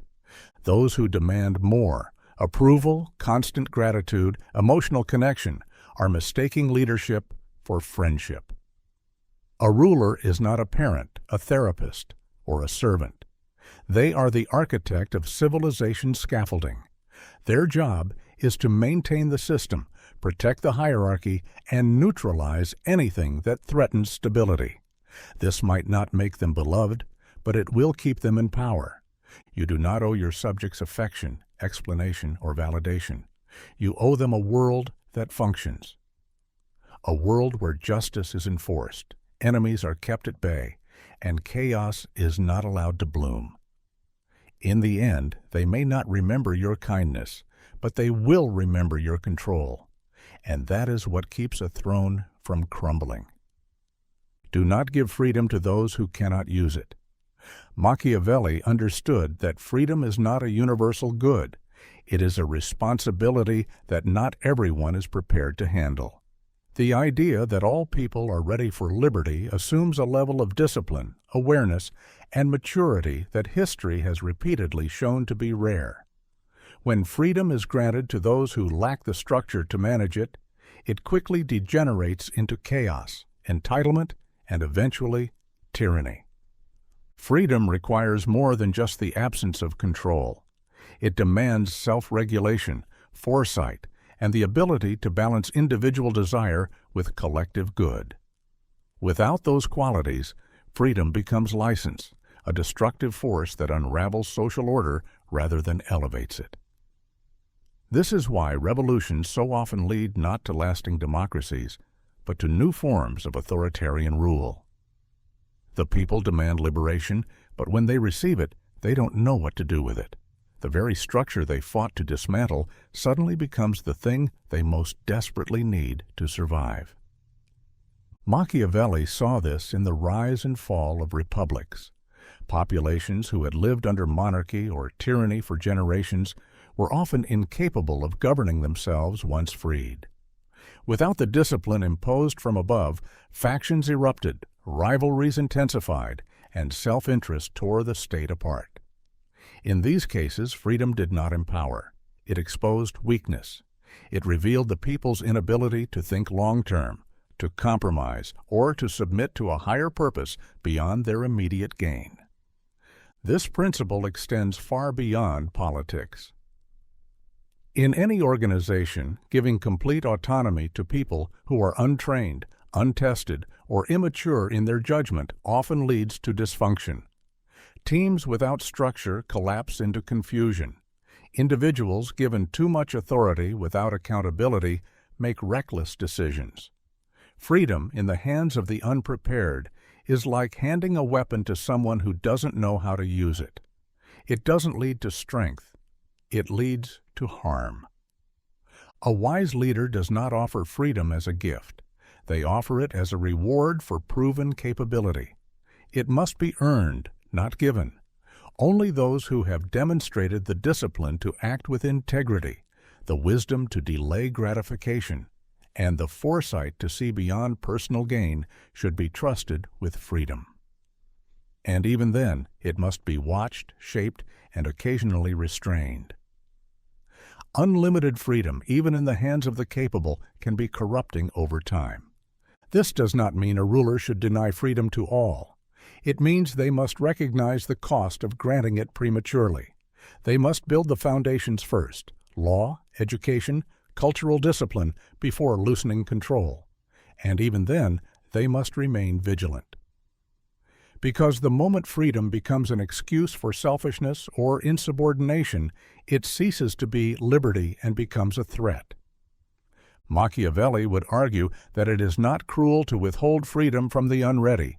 It is merciful. It prevents collapse. It preserves order. And it buys time to cultivate the virtues necessary for a freer society.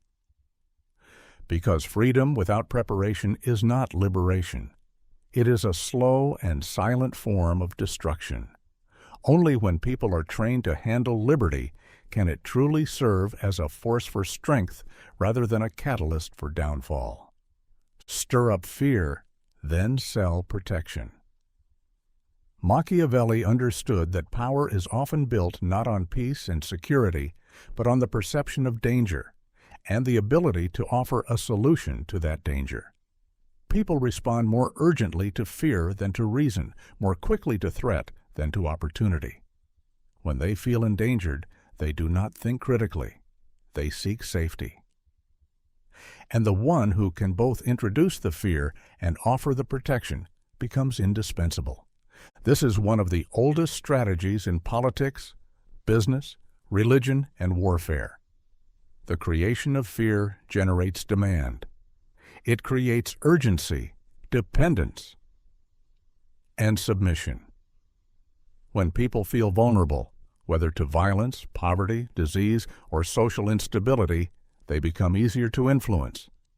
They are more likely to surrender rights, to follow orders, and to accept leadership without resistance.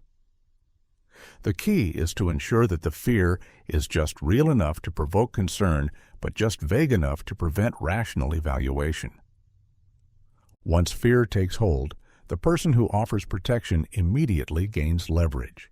They become the savior, the stronghold, the answer to a problem they helped construct.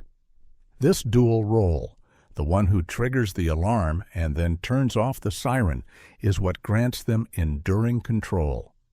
The population feels relief, gratitude, even loyalty. They forget that the fire was set by the very hand that now offers the water. Machiavelli knew this was not only effective, but necessary in some situations. A ruler facing disloyalty might subtly spread rumors of rebellion, economic collapse, or external invasion.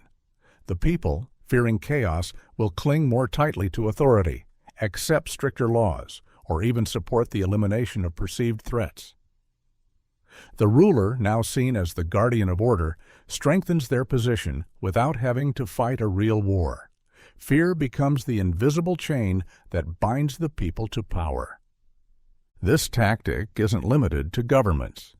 Businesses manufacture need through fear. A company highlights the dangers of poor health, cyber attacks, or financial ruin, then sells the product that solves the very issue they amplified. Media outlets use fear to capture attention, then sell advertising as the remedy to the audience they've stirred up. Fear is not just an emotion, it is a market. Even in interpersonal dynamics, this strategy works. A manipulative individual may convince someone that they are at risk, of being alone, of being misunderstood, of being unappreciated, then position themselves as the only one who truly sees or supports them. This creates dependency, and dependency leads to control. Machiavelli would stress that this strategy must be used with precision. Overuse leads to exhaustion. If people feel constantly terrified without relief, they eventually rebel or shut down. The fear must come in waves, followed by protection. Tension, then release. Crisis, then rescue. This cycle keeps the subject disoriented, but loyal, anxious, but obedient. To rule, influence, or sell effectively, one must understand the psychological balance between threat and safety. Stir up fear, not recklessly, but strategically. Let it simmer just long enough to make your protection seem not only helpful, but essential. Then offer the solution, take credit for peace, and prepare for the next cycle. Because in a world shaped by uncertainty, the one who controls fear controls everything. The wise ruler creates enemies to unify his people. Machiavelli recognized that nothing rallies a divided population more effectively than a common threat. Human nature is tribal. We bond through struggle, we unify in the face of danger, and we follow leaders who promise protection against a shared enemy. In moments of peace or prosperity, divisions begin to surface. People become distracted by internal disputes, personal grievances, or political differences. But when fear enters the equation, especially from an external source, those differences are quickly set aside. The presence of an enemy redirects conflict outward and consolidates power inward. A ruler who understands this can manufacture or exaggerate threats not to create panic, but to create unity through purpose. A population that sees itself as under siege becomes more willing to sacrifice, to obey, and to consolidate behind leadership. In times of threat, dissenters are painted as traitors, criticism is rebranded as disloyalty, and obedience becomes a form of patriotism. Fear streamlines society. It compresses debate, and it elevates the leader who claims to stand between the people and destruction. This tactic can be seen in politics, religion, and warfare. Leaders have long known that inventing or inflating enemies, foreign nations, ideological groups, cultural outsiders, can reignite nationalism, suppress rebellion, or justify extreme policies. Whether the threat is real or exaggerated is secondary. What matters is its effect on the psyche of the people. When citizens believe they are in danger, they crave clarity, strength, and order. They want someone to blame and someone to follow. Machiavelli would argue that these enemies need not always be fought, they simply need to exist.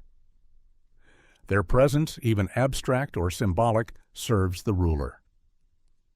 A foreign threat justifies military buildup. An internal threat justifies surveillance and suppression. A moral or ideological enemy justifies unity of message and censorship of opposition. In the absence of conflict, loyalty weakens. In its presence, it hardens. This strategy also allows the ruler to shift focus.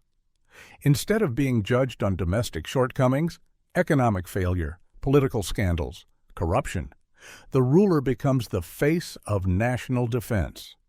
Criticism is muted because it is seen as weakening the nation. The more the enemy is feared, the more the ruler is trusted. The more the enemy is hated, the more the ruler is loved. But the wise ruler also knows not to push too far. If the enemy is made too powerful, the people may panic. If the enemy is defeated too quickly, unity may collapse. So the threat must be managed like a fire, kept alive but controlled. Occasionally provoked, but never fully extinguished. The enemy must always exist just beyond reach, a reminder of why unity is necessary and disobedience is dangerous. By creating enemies, the ruler creates identity. People define themselves not only by what they love, but by what they oppose. The enemy becomes a mirror that reflects national values. And the ruler becomes the guardian of those values. Through this dynamic, the ruler doesn't just maintain power, they solidify it. Because when fear binds a population, no chain is stronger than the one forged in the fires of a common enemy. Mercy is a performance, not a principle. Machiavelli understood that acts of mercy are rarely pure. They are strategic, deliberate, and often calculated to serve a higher political or personal aim.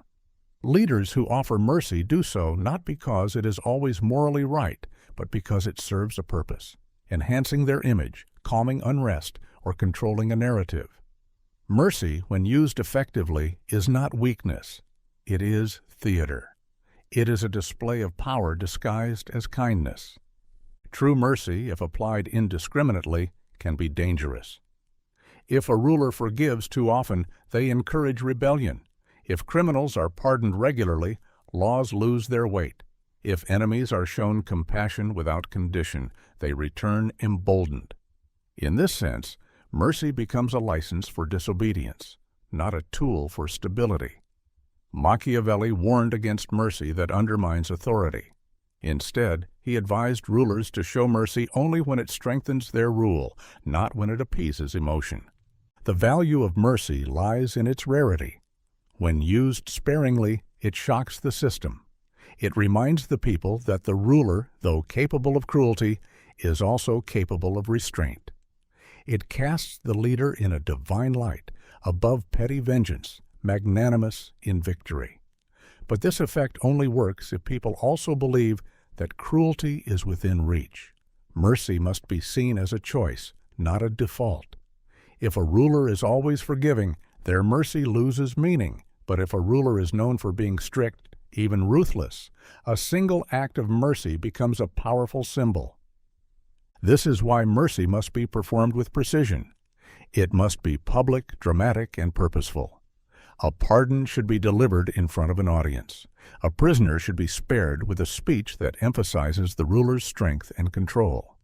A political opponent should be allowed to live not because they deserve it, but because it demonstrates the ruler's unshakable confidence. The act of mercy becomes part of the ruler's legend, not their liability. Mercy can also be used to divide enemies. When a ruler offers leniency to one rebel while punishing another, it sows distrust within opposition ranks. Some feel gratitude, others feel betrayal. Alliances fracture. The mercy wasn't moral, it was tactical. It weakened the structure of rebellion while elevating the ruler's image as fair and discerning. In personal dynamics, the same rule applies. A boss, a parent, or a leader who never enforces consequences is not seen as kind. They are seen as weak. But one who enforces rules strictly and then grants a reprieve is viewed as wise, even generous. The performance of mercy, when backed by power, fosters loyalty, respect, and sometimes even fear. But it is the performance, not the sentiment, that carries weight. Machiavelli's brilliance was in understanding that mercy is not about goodness, it's about optics. It's about timing, delivery, and the message it sends. When deployed correctly, it reinforces power. When applied too liberally or for the sake of virtue alone, it erodes it. Mercy, then, is not a principle to live by. It is a tool to wield with care, sharpened by strength, and executed with intention. Power must be seized in silence, not with speeches. Machiavelli understood that true power is rarely taken through declarations. It is acquired through discretion, timing, and quiet maneuvering. Those who talk too much about what they intend to do expose themselves. They awaken opposition, alert rivals, and give enemies the chance to react. But those who move in silence bypass resistance. They reshape the game while everyone else is still listening to the speech. Words are dangerous when spoken too early. They create expectations. They reveal ambition. They can unite enemies who would otherwise remain divided. A person who announces their desire for power will find that people rally not to support them, but to stop them. Public declarations give others time to interfere. That's why the wise strategist does not broadcast their plans. They work beneath the surface, letting their results announce them after the fact. Machiavelli observed that power is most effectively gained through patience and subtlety.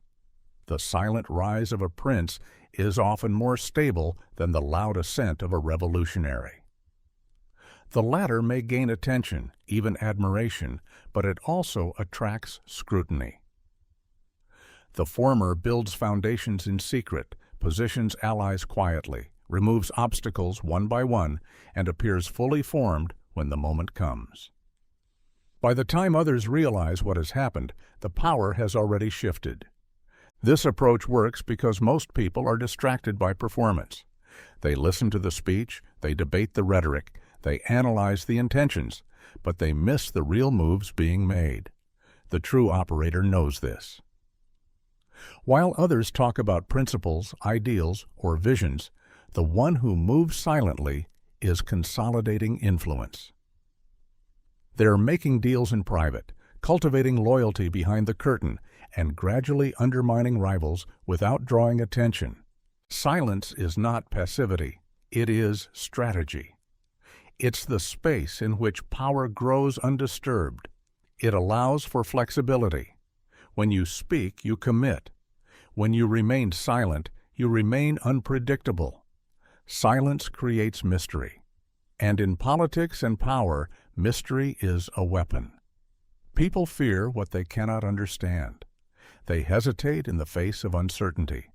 And hesitation is all the space you need to act decisively.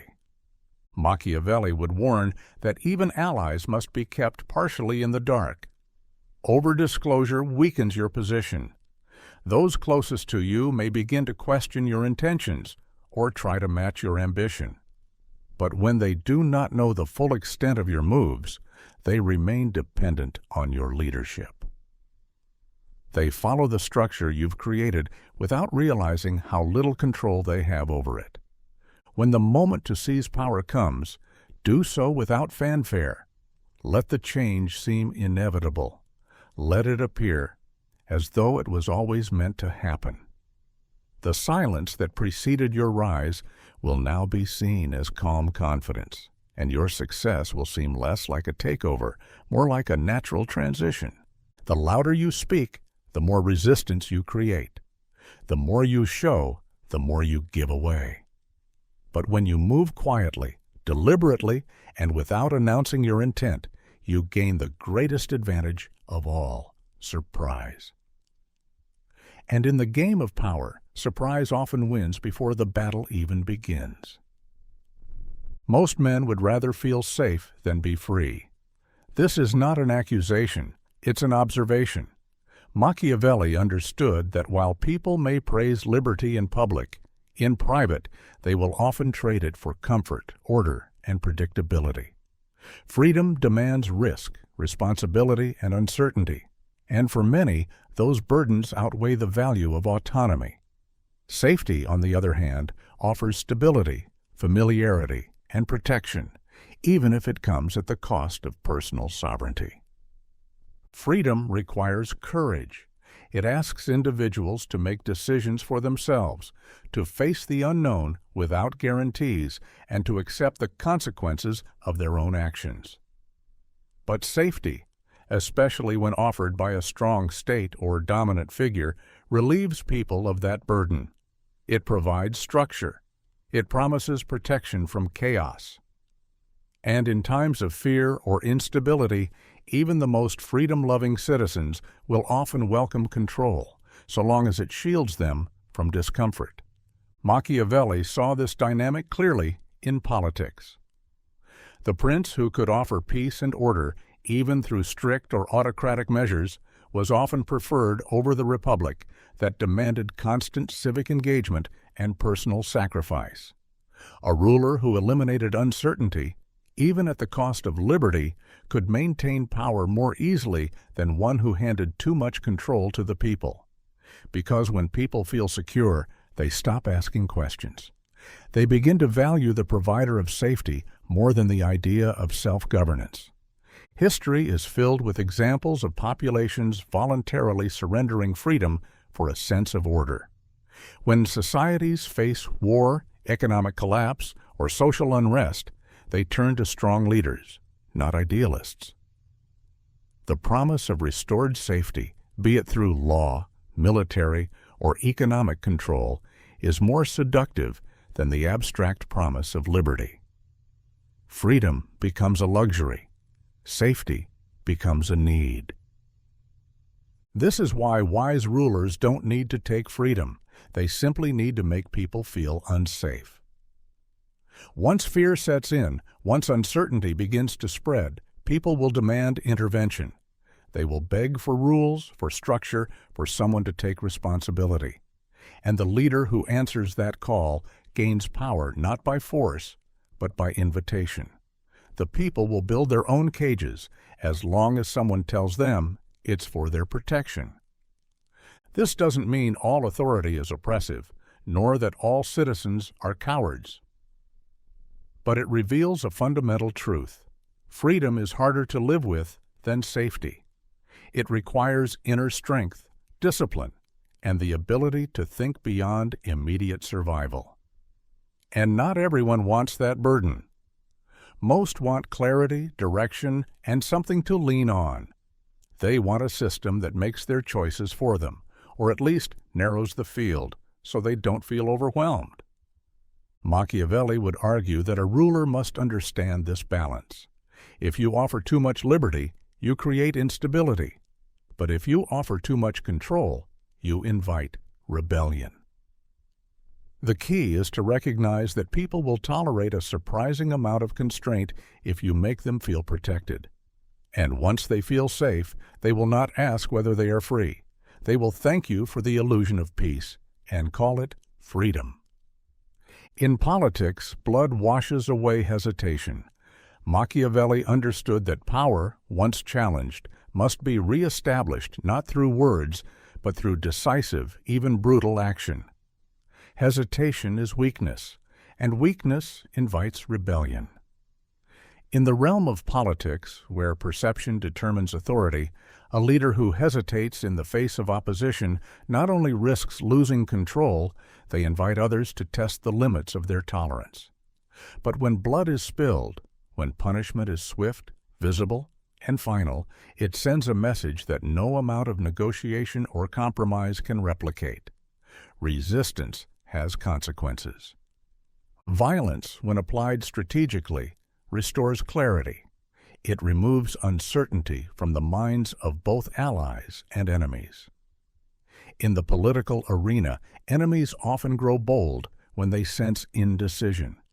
They interpret mercy as fear, patience as insecurity, and dialogue as vulnerability. The result is not peace, it is chaos. Order cannot exist where punishment is delayed.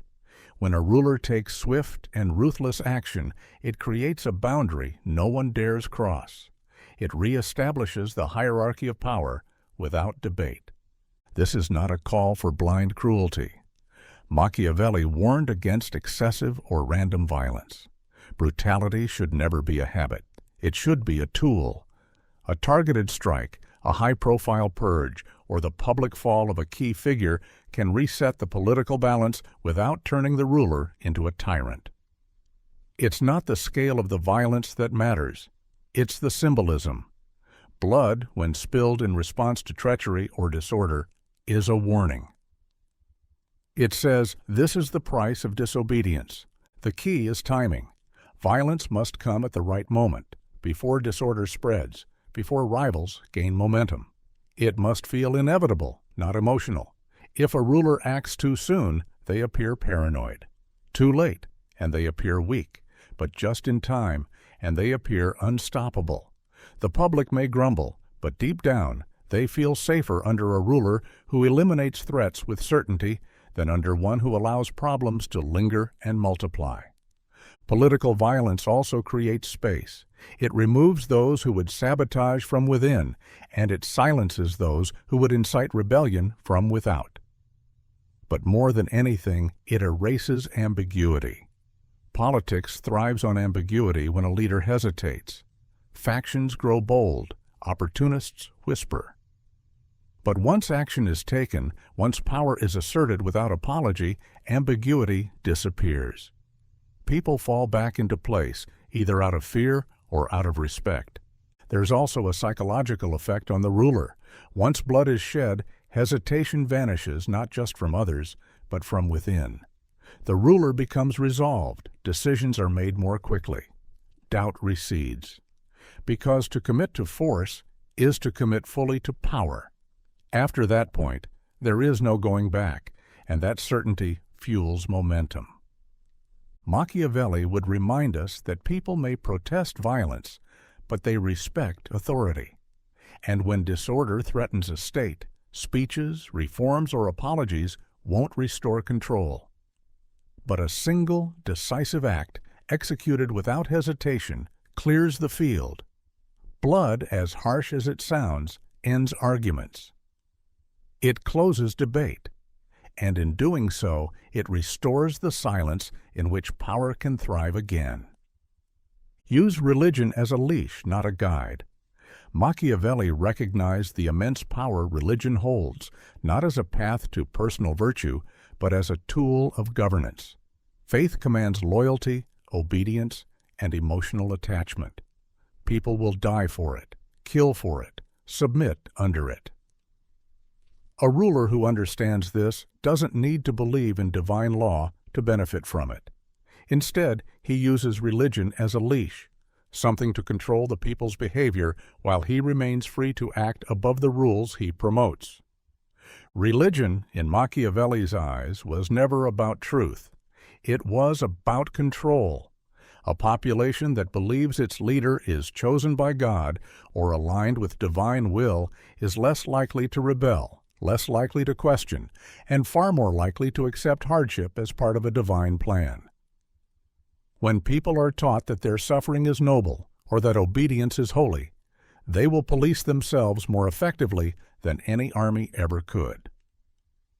A ruler doesn't need total surveillance when he has belief systems doing the work for him. This is why wise rulers don't challenge religion. They co-opt it. They speak the language of piety in public, attend ceremonies, invoke God in speeches.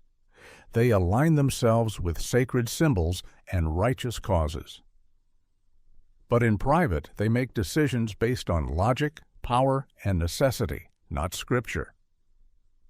They understand that religion is not a compass to follow, but a rope to pull, keeping the masses in line while they maneuver freely behind the curtain. History is full of examples. Kings and emperors have long claimed divine right, not to be holy, but to be untouchable. Religious institutions have been used to justify wars, suppress dissent, and legitimize political decisions. Even tyrants have wrapped themselves in religious robes, not because they were devout, but because they knew that faith gives a ruler a moral shield. People are less likely to resist authority if they believe resisting it is a sin. This does not mean a ruler should be openly cynical about religion. The illusion must be maintained. Public virtue must be performed. The ruler must appear guided by spiritual values, even if those values are hollow behind closed doors. Religion's power lies in perception.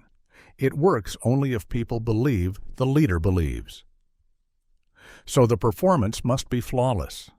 This strategy is not just about repression.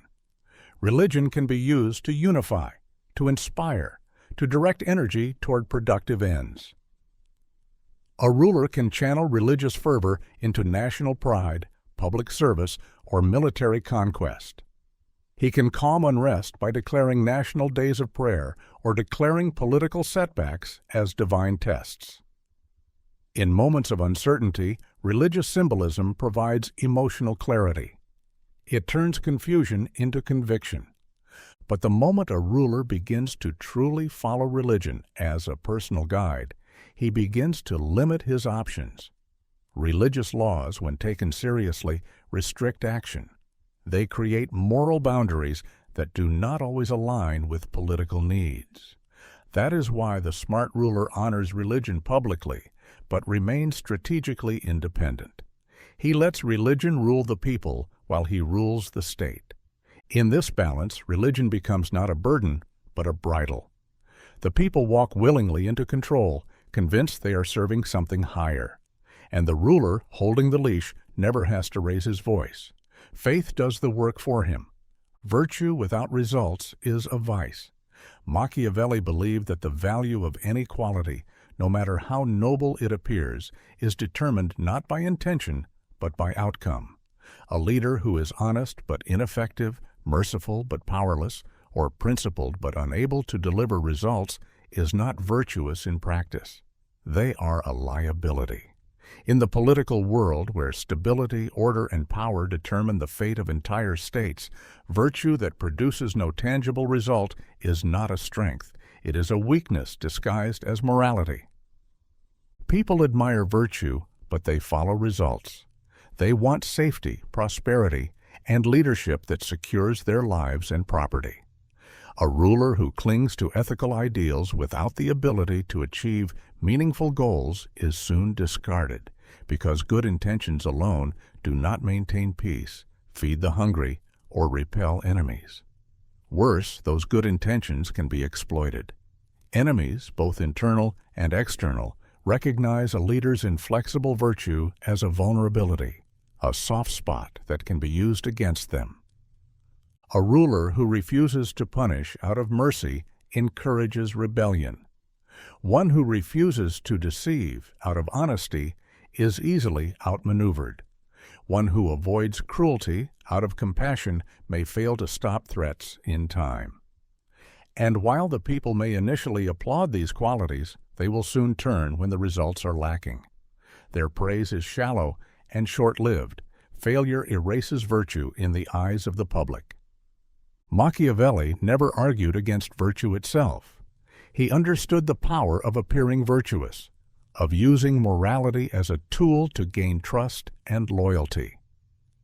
But he also understood that true virtue in leadership is the ability to produce good outcomes, even if it requires violating moral norms in the process. Sometimes being truly good means doing things that appear bad, if those actions create security, prosperity, or unity. Take, for example, the virtue of generosity. A ruler who is too generous depletes the treasury and burdens the state. This may win temporary favor, but over time, it leads to financial collapse or increased taxation. In this case, the generous ruler does more harm than good. Their virtue becomes a vice, because the result is suffering. Even in modern leadership, the same principle applies. A CEO who is kind and principled but cannot drive growth will be replaced. A politician who speaks truth but cannot win votes will lose their platform. In high-stakes environments, effectiveness matters more than ethics. Results determine who leads and who follows. Idealism that cannot produce outcomes is admirable, perhaps, but irrelevant. Machiavelli's insight was not that ethics don't matter, but that they must serve purpose. Virtue must be adapted to circumstance. It must be flexible. And when it begins to obstruct the health of the state or the success of the mission, it must be reconsidered. Rigid virtue is just pride in disguise, morality clung to out of vanity, not wisdom. A truly virtuous leader, by Machiavellian standards, is one who protects the people, preserves the state, and maintains power, not through perfection, but through results. If that leader must be harsh, deceptive, or feared in order to achieve those outcomes, so be it. Because in the end, a failed idealist is not a moral hero, they're a cautionary tale. Never waste a good crisis. Machiavelli would have recognized the deep strategic value in moments of upheaval. Crises strip away complacency. They dissolve the illusions of permanence and stability. In their place, they leave fear, desperation, and an urgent hunger for leadership. People no longer demand perfection, they demand direction. And in this fragile, volatile state, the wise ruler finds opportunity not in calm, but in chaos. A crisis gives cover for bold moves. Under normal conditions, a leader proposing sweeping reforms, consolidating power, or dismantling existing structures would face fierce resistance. But during a crisis, resistance weakens. The public, disoriented and afraid, craves reassurance and security more than debate or deliberation. Actions that would be condemned in peacetime are tolerated or even welcomed when presented as solutions to a pressing threat. This is why Machiavellian thinkers do not simply react to crisis, they prepare for it, and when it arrives, they act without hesitation. While others freeze or wait for the storm to pass, the strategic mind moves swiftly, reshaping the terrain to their advantage. Power can be expanded, opponents can be silenced, unpopular measures can be implemented, all under the justification of necessity. History provides countless examples. States of emergency are declared, civil liberties are suspended, Rivals are purged, not in the name of tyranny, but in the name of protecting the public. Later, once stability is restored, the structures built during the crisis remain. Temporary measures become permanent mechanisms of control. The public accepts this because they associate those changes with survival, not subjugation. A crisis also allows a leader to redefine themselves. In calm times, reputation solidifies slowly, but in crisis, perception shifts rapidly. A decisive speech, a calculated gesture, a bold directive, these become magnified in the public's imagination. The leader who acts becomes the one remembered. Even flawed responses can be forgiven if they are delivered with conviction. Hesitation is punished, audacity is rewarded. This dynamic applies not only to national politics, but to personal power. In any hierarchy, corporate, social, institutional, a crisis offers a ladder. When structures falter, roles blur, and new leadership is required, those who step forward fill the vacuum. They are seen as strong, capable, reliable. Those who wait are forgotten. Those who doubt are discarded. Of course, Machiavelli would caution against reckless exploitation. A crisis must be navigated carefully. If a leader pushes too far or exposes their manipulation too blatantly, the public may turn on them once fear subsides. The key is to appear as a savior, not a schemer. The actions must seem necessary, the intentions noble, even if the true purpose is consolidation of power. Ultimately, a crisis is not just a test, it is an opening, an opportunity to do what could not be done before, to silence noise, rewrite rules, and emerge not just as a survivor, but as a new authority. Those who treat crises only as problems to solve miss the deeper truth. In crisis, the future is most easily rewritten. And those who understand this don't wait for the storm to pass. They reshape the world while the thunder still roars. Control perception, and you control reality. Machiavelli understood that power is not held by those who possess the truth, but by those who shape what people believe to be true. Perception is more influential than fact, more durable than policy, and more persuasive than reason. If you can shape how people see the world, you don't need to change the world. You only need to control the lens through which they view it. Reality, for most people, is filtered through stories, images, reputations, and emotions. Few investigate facts. Fewer still analyze them. Most accept what is presented, especially if it aligns with their fears, hopes, or beliefs. This is why perception is the most valuable terrain in politics, leadership, and influence. It determines who is trusted, who is feared, who is admired, and who is followed. The leader who can control the narrative becomes untouchable, even if their actions are questionable. This is why Machiavelli advised rulers to focus not just on being virtuous, but on appearing virtuous. The appearance of justice, strength, and wisdom matters more than the reality. People do not demand proof of these qualities. They respond to signals, to symbols, to confidence. If a ruler is seen as just, he will be treated as just, even if his actions are harsh. If a ruler is seen as strong, he can deter rebellion without lifting a sword. Control of perception allows you to act in ways that would otherwise be condemned. If the public believes your motives are noble, they will forgive cruelty. If they believe your strength is necessary, they will accept restriction. Reputation becomes a shield, protecting you from scrutiny and softening the edges of your power. With enough control over perception, even failure can be reframed as strategy, and betrayal as sacrifice. The tools for shaping perception are subtle but powerful. Selective truth, timing, tone, symbolism, and repetition. Say something often enough, and it becomes familiar. Make it familiar enough, and it becomes accepted. Dress your actions in moral language, surround them with emotion, and people will rally behind them. even if they contradict reality. This is not limited to rulers.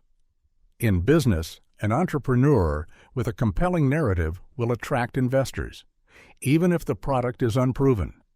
In war, a general seen as invincible may win battles before they begin. In social life, a person perceived as competent will receive opportunities others are denied. Perception opens doors that reality cannot. But perception must be managed with discipline. It can turn quickly if left unchecked. Lies that are too obvious break the spell. The illusion must be grounded in enough truth to be plausible. It must be reinforced consistently and adjusted as needed, like a stage performance that evolves with each act. The moment perception is lost, reality rushes in, and with it comes judgment, rebellion, or collapse. Machiavelli would remind us that truth is rarely pure in matters of power. It is crafted, shaped, and sold. And those who master that craft, those who control what others see, think, and feel, can command without force, lead without resistance, and rewrite reality itself. Because in the eyes of the masses, perception doesn't just reflect power, it becomes it. Enemies must be crushed, not wounded. Machiavelli understood a brutal truth about power. Half measures create future threats. A wounded enemy is not a defeated one. They remember the pain, recover their strength, and return with vengeance. But a crushed enemy, one who has been completely removed, discredited, or destroyed, no longer poses a risk. In politics, war, and leadership, hesitation is a costly indulgence. If you choose to confront your enemy, you must finish the job entirely. The reason is simple. Human nature does not easily forgive humiliation. An adversary you leave standing, especially one you've publicly weakened, will spend their time not in gratitude for your mercy, but in preparation for retaliation. They will wait for your misstep, gather allies, and strike when you are vulnerable. Mercy toward an enemy is rarely rewarded with loyalty. It is seen as an opening. And once they strike back, they will do so with greater cunning and more hatred than before. This is why Machiavelli advised rulers to act decisively. If someone threatens your power, your position, or your survival, you must not simply injure their reputation or restrict their actions. You must eliminate their ability to act at all. This could mean political exile, public disgrace, complete financial ruin, or, in darker times, execution. The method depends on the context, but the principle remains. Leave nothing behind that can grow into a future threat. There is also a psychological dimension to this. When you crush an enemy completely, you send a message, not just to them, but to everyone watching. It demonstrates that resistance will be met with overwhelming force, that disloyalty will not be tolerated, that no one is too powerful to be destroyed. This type of dominance doesn't just neutralize a threat, it deters future ones. It creates silence through fear. Conversely, if you wound your enemy and allow them to remain visible, you look indecisive. You appear unsure of your own authority. Your followers may begin to doubt your strength. Your rivals will question how far they can push. What was intended as an act of restraint is interpreted as weakness. And in the world of power, weakness invites chaos. History is filled with examples.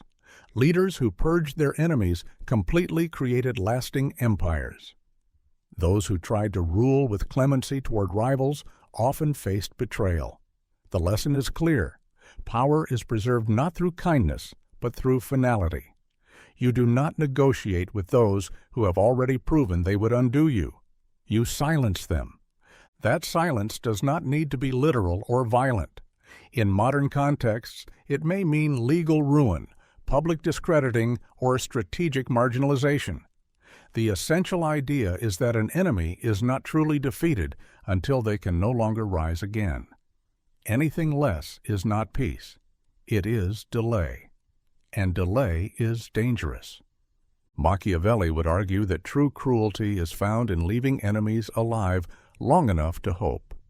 Better to destroy their means of return completely, remove them from the game, and turn your attention to governing.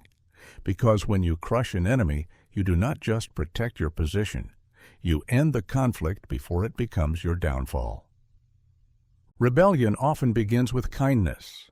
Machiavelli understood that leniency, when misapplied, breeds not loyalty but entitlement. A ruler who gives too freely, who forgives too easily, or who rules with unchecked mercy often plants the very seeds of their downfall. Acts of kindness, especially when shown to those with ambition or dissatisfaction, can be interpreted not as strength but as permission, an opening to challenge authority without fear of consequence. When a leader shows compassion, the intention may be noble, but in the eyes of the cunning, it can be seen as hesitation or insecurity. They begin to test boundaries, pushing a little further each time, gauging how far they can go.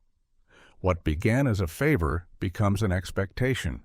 What began as tolerance becomes a habit. Eventually, kindness becomes weakness in the public mind, and when a ruler is perceived as weak, the appetite for rebellion grows. People are not naturally content with what they're given. Once one favor is granted, another is demanded. When punishment is delayed, discipline erodes. And when power is shared too generously, rivals begin to believe they deserve it, or could take it for themselves. Compassion, when not balanced by control, creates boldness in those who should remain cautious. Machiavelli advised rulers to use mercy with precision. Mercy must be earned, not freely given. It must be timed, measured, and paired with strength. When kindness becomes policy, it turns from a virtue into a liability. The masses may applaud generosity, but the ambitious take it as an invitation. The discontented see it as a weapon to exploit, and the loyal become disillusioned when they see others benefit from betrayal or defiance without consequence. Rebellion often begins in subtle ways. A relaxed policy, a forgiven offense, a tolerant gesture, small acts, seemingly harmless, that embolden the wrong people. A rebel rarely begins with open defiance. They begin with testing limits. If those limits aren't enforced, the quiet grumblings grow louder. The leader loses not only fear, but respect. And when respect is gone, control is soon to follow. Even in a court or organization, the same pattern applies. A subordinate allowed too much freedom, too quickly, may soon challenge authority. A faction shown too much trust may use it to undermine the system from within. In each case, the original mistake was kindness without boundaries. This doesn't mean cruelty should be the default. It means that mercy must be part of a strategy, not a moral instinct. The wise ruler does not avoid generosity, but they ensure that every gift tightens their grip, not loosens it. Every pardon should come with a price. Every allowance should reinforce authority, not erode it. When kindness is shown, it must be remembered as a calculated decision, not a weakness to be exploited. Machiavelli's lesson is clear. If rebellion has taken root, trace its origins. You may find it did not begin with injustice or brutality, but with indulgence. Power, to be secure, must be respected. And when kindness leads to familiarity, familiarity leads to boldness. And boldness, left unchecked, becomes rebellion born from mercy, not malice. You must learn how not to be good. Machiavelli understood that strict morality, when practiced without flexibility, is a disadvantage in the brutal arena of politics and power. A ruler who insists on being good in every situation, honest, merciful, generous, and just, will soon be destroyed by those who are not bound by such limitations. To survive and succeed, one must be willing to abandon virtue when virtue becomes a threat to one's authority. This philosophy does not suggest a rejection of ethics altogether. Rather, it is a call for pragmatism over idealism, A leader must understand that the world does not reward purity. It rewards effectiveness. There are times when doing the right thing will lead to ruin, and doing the wrong thing, if it secures the state, protects the people, or eliminates a threat, will be judged as necessary, even wise. Machiavelli argued that a prince must appear virtuous, but know how to act against virtue when the situation demands it. Appearances are essential because the masses respond to symbols and signals. They respect a ruler who seems just, merciful, and principled. But behind that image, the ruler must be prepared to lie, to manipulate, to betray, or to punish, when those actions are the only path to stability and control. This is especially true when dealing with enemies. A leader who refuses to deceive will be outwitted. One who refuses to punish will be undermined. One who refuses to break promises will be outmaneuvered by those who see promises as tools, not contracts. The world is filled with ambitious, dangerous people who will exploit virtue if it's predictable and rigid. To lead in such a world, one must be able to wear the mask of virtue while keeping the sword of necessity hidden. Even acts of kindness or generosity must be strategic. A ruler who gives without discretion weakens their treasury and invites exploitation. One who forgives every offense invites disloyalty. Goodness must serve power, not the other way around. If an act of mercy strengthens your control, do it. If it weakens you, withhold it. Morality is not a set of rules. It is a set of tools. You use them when they serve your interest. You set them aside when they do not. The danger lies in being too good. A good man may win admiration, but he rarely holds power for long. He is often betrayed, used, or destroyed by those less scrupulous. His downfall may be tragic, even noble, but it is still a downfall. History does not remember the good man who failed. It remembers the strong man who shaped the world, even if he bent the rules to do it. Machiavelli's advice is clear. Don't become a villain, but don't be afraid to act like one when required. Restraint is admirable, but useless if it leads to collapse. The wise ruler is not controlled by virtue. He controls it. He knows when to use it and when to discard it. Because in the game of power, those who do not learn how not to be good are left at the mercy of those who already have. A new leader must quickly destroy his predecessor's legacy. Machiavelli understood that power is not fully secured until the past is buried and forgotten. As long as the memory of the old regime remains strong, the new ruler is vulnerable to comparisons, nostalgia, and the return of old loyalties. The presence of a former ruler's influence, even in spirit, can weaken the authority of the present one. People measure what they have against what they lost, and if the previous rule was popular, effective, or simply more familiar, they may resist the new one, not openly at first, but in sentiment, in conversation, in private defiance. To prevent this, a new leader must act decisively. He must erase the predecessor symbols, dismantle their policies, remove their loyalists, and rewrite their narrative. The more immediate and thorough the break, the less time the public and institutions have to form resistance. Hesitation allows memory to turn into myth, and myth is more powerful than any law. When the past is idealized, the present is judged harshly, no matter its merits. That is why the erasure must be swift, public, and relentless. This is not just about eliminating a person, it's about destroying an identity. Statues must come down, slogans must change, names must be erased from buildings and history, rewritten to frame the old as flawed, misguided, or corrupt. It's not enough to lead differently. The people must be made to see that what came before was dangerous or obsolete. Only then can the new regime establish its own legitimacy, not as a continuation, but as a correction. Machiavelli would warn against half measures. If remnants of the old regime remain, If former officials are kept in office, if old institutions are left untouched, they become rallying points for opposition. They may not act immediately, but they wait, they organize, they whisper, and when the new leader stumbles, even slightly, they are the first to resurrect the old ways, framing them as better, more stable, more just. The past becomes a weapon in the hands of those who want to reverse change.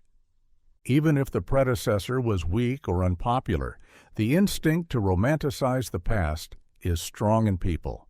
Change brings discomfort. Uncertainty breeds longing for what was known. The new leader must anticipate this. He must not only rule well, but shape perception. He must create a narrative where his rise is not only justified, but necessary, and the previous rule is seen as either a failure or a danger narrowly escaped. This strategy is not about malice. It's about stability. Divided loyalty is the greatest threat to a new regime. Until the shadow of the old ruler is fully extinguished, that division remains. Unity requires a clean break.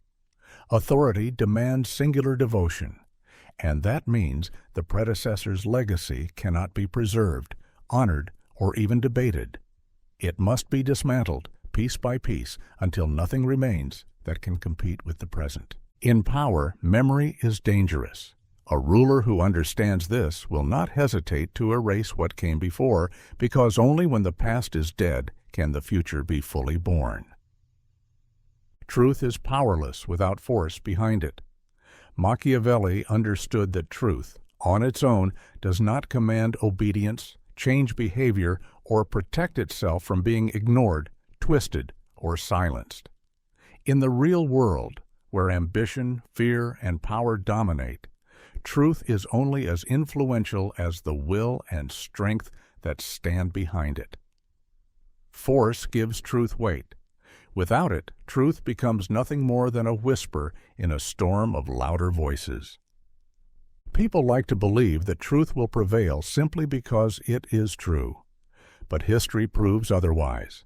Countless truths have been buried under lies, crushed by propaganda, or erased by stronger regimes. Justice does not enforce itself. Facts do not defend themselves. The truth can be mocked, denied, or rewritten unless there is power ready to assert and defend it. Force can take many forms. It can be the physical strength of a military, the institutional strength of a government, the social strength of a movement, or the psychological strength of a leader's will. When truth is backed by these forces, it cannot be easily dismissed. It demands to be heard. It reshapes reality. But when it lacks force, it remains vulnerable to distortion and neglect. A truth that cannot punish, persuade, or protect is treated as optional. Machiavelli would argue that rulers and leaders should not rely solely on truth to command loyalty or inspire action. They must pair it with the mechanisms of control, law, reputation, discipline, and, when necessary, fear. A ruler may tell the people what is true, but if there are no consequences for denying it, they will follow the louder, more rewarding path. The wise ruler does not simply state the truth. He enforces it. He ensures that denying it costs something. Even in the realm of ideas and ethics, this principle applies. A philosopher may speak profound truths, but without a platform, an audience, or influence, their words vanish. A whistleblower may expose corruption, but without protection, they are silenced. A reformer may offer clarity, but without momentum and backing, their vision fades. Truth without leverage is merely an opinion waiting to be outshouted. Force does not always mean violence. Sometimes it means clarity. Sometimes it means institutional backing. It means being in a position where what you say cannot be ignored without consequence. This is why Machiavelli emphasized power above all. Truth alone cannot bend the world, but power can bend the world to truth, if wielded correctly. In a just world, truth would be enough. But in the real world, it is not. It must be armed. It must be supported. it must be accompanied by strength. A leader who wishes to speak truth must first ensure they have the power to protect it, impose it, or embed it into the systems that govern people's lives. Otherwise, their words, no matter how noble, will be forgotten, buried beneath the louder cries of those who wield force more skillfully. Because truth in silence is powerless, but truth with power becomes law. War is not to be avoided, only postponed to your advantage. Machiavelli recognized that conflict is an inevitable part of political life. Whether on the battlefield or in the boardroom, power attracts rivals, and peace is often just an interval between struggles. Leaders who try to delay war out of fear or idealism often find themselves facing a stronger enemy, under worse conditions, with fewer allies. Avoiding war does not eliminate it. It merely transfers the decision of timing to someone else. This is why the wise leader does not ask, "Can war be avoided?" but rather, "When is the right time to fight?" Timing, not avoidance, is the key. War waged on your terms, at your moment, and in terrain of your choosing is not a failure of diplomacy. It is a display of strategy. Postponing conflict is only useful if it gives you time to gather strength, fracture your enemy's alliances, or sow internal dissent among their ranks. Delay is a tactic, not a solution. Many rulers fall into the trap of believing peace is the ideal state, that negotiation is always preferable, and that war marks a breakdown of leadership. But Machiavelli saw the world differently. He understood that peace often creates illusions. It masks ambitions. It gives enemies space to regroup and grow bolder. It creates complacency among your followers. A long peace can even weaken a ruler's authority, as people begin to question the need for strong leadership in a time of calm. In contrast, the threat of war sharpens focus and justifies power. This philosophy does not glorify war. It simply acknowledges its utility. Machiavelli advised that a ruler must be both lion and fox, strong enough to fight and cunning enough to know when not to. Sometimes the best course is to appear peace-loving while secretly preparing for conflict, to speak of unity while building alliances, to sign treaties with one hand while testing weaknesses with the other.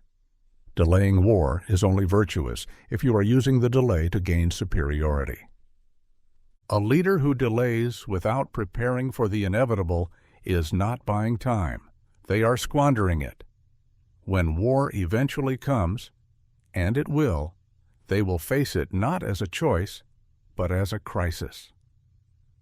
And in that moment, their people may be unprepared, their resources stretched thin, and their image of strength damaged. On the other hand, a ruler who controls the timing controls the outcome. Surprise, momentum, and readiness all belong to the one who initiates, not the one who reacts. Even internal conflicts, rebellions, rivalries, institutional power struggles follow this logic.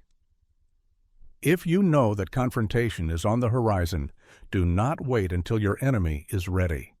Do not grant them space to build coalitions or public support. Strike first, or at least strike smart.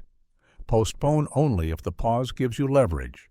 Otherwise, delay is just disguised defeat.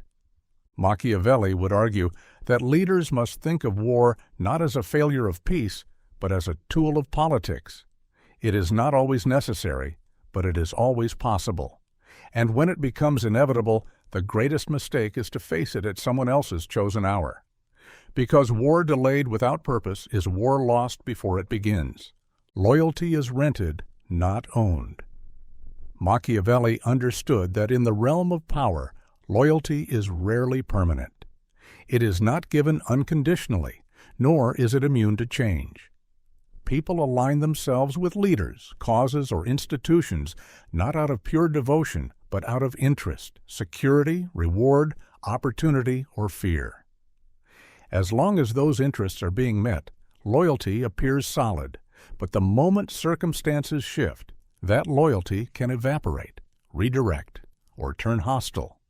To believe that loyalty is eternal is to misunderstand human nature. People are motivated by need and self-preservation. They will swear allegiance to those who benefit them, and they will abandon those who no longer serve that function. This is especially true in politics and leadership, where today's supporters can become tomorrow's critics with remarkable speed. A wise ruler or strategist does not take loyalty for granted.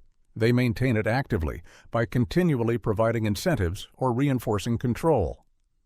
The idea that loyalty can be owned is dangerous. It leads to complacency.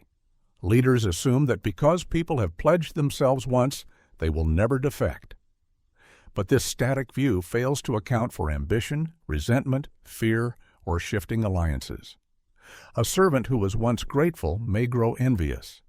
A general who once followed orders may begin to imagine themselves as the rightful heir. A partner who once admired your strength may one day see an opening to take your place. This is why Machiavelli advised that loyalty must be constantly managed, renewed like a lease, not claimed like a title deed. It must be reinforced through rewards, recognition, and fear of consequences. Loyalty bought with favors must be continually paid for with influence, money, or access. Loyalty maintained through fear must be enforced by showing that betrayal carries a price. Either way, it is transactional. This does not make loyalty meaningless. It makes it dynamic. A leader must know what each ally values and ensure that those values are being met. Some want power, some want protection, some want recognition, others want proximity to success. When those needs are ignored, loyalty erodes. When they are fulfilled, loyalty remains stable, but never unbreakable. History is filled with examples of loyalty bought and lost. Kings have fallen to once faithful nobles. CEOs have been ousted by trusted advisors. Movements have splintered when their leaders assumed that passion alone would hold people together. In each case, the failure was not betrayal. It was the leader's failure to recognize the price of continued allegiance. Machiavelli would warn that loyalty without dependence is fragile. If your followers no longer need you, their loyalty is up for sale. But if they remain tied to your success, if their fortunes rise and fall with yours, they have no reason to defect. This is why true control lies not in emotional bonds, but in strategic leverage. You keep people close by making yourself indispensable. Ultimately, loyalty is not a moral contract. It is a political calculation. It is rented, not owned, because people always retain the right to renegotiate, to walk away, or to switch sides. The leader who understands this does not seek eternal devotion. He seeks constant relevance. And as long as he remains useful, powerful, and feared, the rent is paid, and the loyalty stays. Trust is a luxury, not a leadership strategy. Machiavelli understood that while trust may feel noble and efficient, it is far too fragile to serve as the foundation of real power. In leadership, relying on trust is the equivalent of building a fortress out of glass, impressive when intact, but prone to sudden and catastrophic collapse. True leadership cannot rest on the assumption that others will act in good faith. It must be grounded in structure, oversight, and leverage. People are unpredictable. Today's loyal follower may become tomorrow's rival. Ambition, resentment, fear, or opportunity can all shift a person's allegiance without warning. To base your plans or survival on the belief that others will always honor their word or act in your best interest is not just naive, it's reckless. Trust, when extended too far, creates blind spots. It allows manipulation to go unnoticed. It permits betrayal to operate under the cloak of familiarity. It dulls a leader's natural instinct to verify and protect. This is why the wise ruler doesn't depend on trust. He uses it sparingly, like a negotiable currency, not an unbreakable bond. He rewards trustworthy behavior, but never stops watching. He praises loyalty, but prepares for defection. Trust is a tool for motivation, not a foundation for strategy. You can offer people the image that you trust them, but behind that image must be a system of checks, consequences, and counterbalances. Trust must always be balanced by control. Machiavelli would argue that it's better to rule through fear than love, not because fear is ideal, but because it is predictable. People may love you today and turn on you tomorrow, but those who fear the consequences of betrayal will think twice before acting against you, regardless of how they feel. Where trust requires constant nourishment, fear only requires a reminder. Trust asks for virtue. Fear responds to power. Even among allies and friends, too much trust can erode leadership. It creates dependence. It encourages shortcuts. Subordinates may hide failures to maintain the illusion of competence. Partners may delay decisions, assuming your trust will shield them from accountability. In contrast, a leader who keeps a healthy skepticism fosters vigilance and discipline. People rise to higher standards when they know they are being watched, not out of paranoia, but out of responsibility. In high-stakes environments, politics, business, war, trust is best viewed as a privilege earned and continually tested, not a starting assumption. Leaders must build systems that function even if trust is broken. Contracts, surveillance, loyalty structures, and incentives are not signs of mistrust. They are signs of wisdom. They protect the leader, the institution, and even the people who may one day be tempted to turn. This is not a call for paranoia or cruelty. It is a reminder that trust, while comforting, is temporary. It is subject to the winds of emotion, opportunity, and ambition. A leader who prepares for betrayal is not cynical. They are realistic. And a leader who assumes trust will last forever has already placed their fate in someone else's hands. Trust may win hearts, but systems, leverage, and vigilance win empires. Use trust where it helps, but never depend on it to lead. People forgive cruelty faster than weakness. Machiavelli understood that while cruelty may provoke fear or resentment, it also conveys strength, control, and decisiveness, qualities that people instinctively respect. Weakness, on the other hand, invites doubt, defiance, and ultimately contempt. A cruel leader may be feared and even hated, but a weak one will be undermined, ignored, and eventually discarded. This is because people crave security more than comfort, and they associate strength, even in its harshest form, with stability. A leader who punishes severely or rules with an iron hand may be criticized in private, but in public they command order. When a population feels threatened by internal chaos, external enemies, or economic instability, they are far more willing to tolerate, even embrace, a ruler who acts decisively, even cruelly, if it means safety. What they cannot forgive is a leader who dithers, appeases, or allows disorder to grow unchecked. Cruelty, when used strategically, can have a clarifying effect. It draws clear lines, eliminates ambiguity, and establishes control. Machiavelli advised that if cruelty must be used, it should be used swiftly and all at once, so that it shocks the system but allows people to adjust and move forward. When cruelty brings visible results, peace, obedience, prosperity, it is often reinterpreted not as tyranny, but as tough leadership. The public may not love the ruler, but they come to respect him. And respect is a far more durable currency than affection. Weakness, by contrast, breeds uncertainty. A weak leader often tries to please everyone, avoids conflict, and hesitates to make hard decisions. This creates confusion among followers and emboldens rivals. The population begins to sense that no one is truly in charge. Laws are inconsistently enforced. Justice becomes unpredictable. In such conditions, loyalty fades, ambition rises, and chaos begins to spread. Once that perception of weakness takes root, it becomes nearly impossible to reverse. Furthermore, weakness invites cruelty from others. When a leader is perceived as soft or indecisive, adversaries grow more aggressive, sensing opportunity. Internal factions may begin to challenge authority. Subordinates may stop obeying out of respect and begin calculating based on personal gain.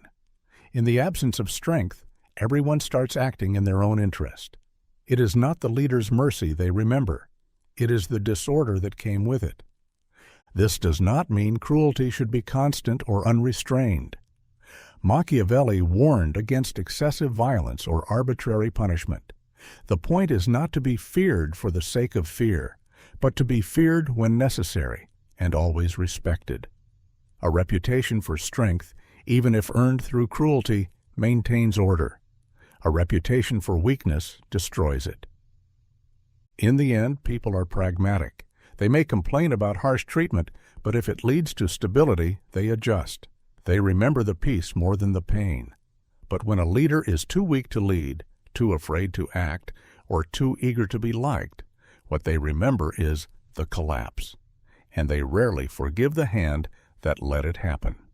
A ruler should inspire fear without hatred. Machiavelli recognized that fear is one of the most effective tools a leader can use to maintain order, obedience, and control. But he also understood the limits of fear. When it crosses into hatred, it becomes volatile and dangerous. Fear keeps people in line. Hatred fuels rebellion. The skilled ruler knows how to balance the two, projecting authority and strength without creating a desire for revenge. Fear works because it triggers a basic survival instinct. When people believe there will be swift and certain consequences for defiance, they are far less likely to resist. It deters betrayal, enforces loyalty, and removes ambiguity about who holds power. But this fear must be measured, predictable, and purposeful. It should come not from random cruelty or emotional outbursts, but from consistent enforcement of rules and consequences. When fear is rooted in structure, people respect it. When it's rooted in malice, they begin to plot against it. Hatred, on the other hand, emerges when people feel personally wronged or humiliated. It grows when punishment is unjust, excessive, or directed at entire groups rather than individuals. It festers when a ruler is seen not just as powerful, but as oppressive or cruel without cause. Once hatred takes hold, fear no longer ensures loyalty. It simply delays rebellion. People will endure hardship if they respect the leader who imposes it. But they will only endure so long if they hate him. To avoid hatred while still being feared, a ruler must act with precision. Punishment should target the guilty, not the innocent. Discipline should be fair, not vindictive.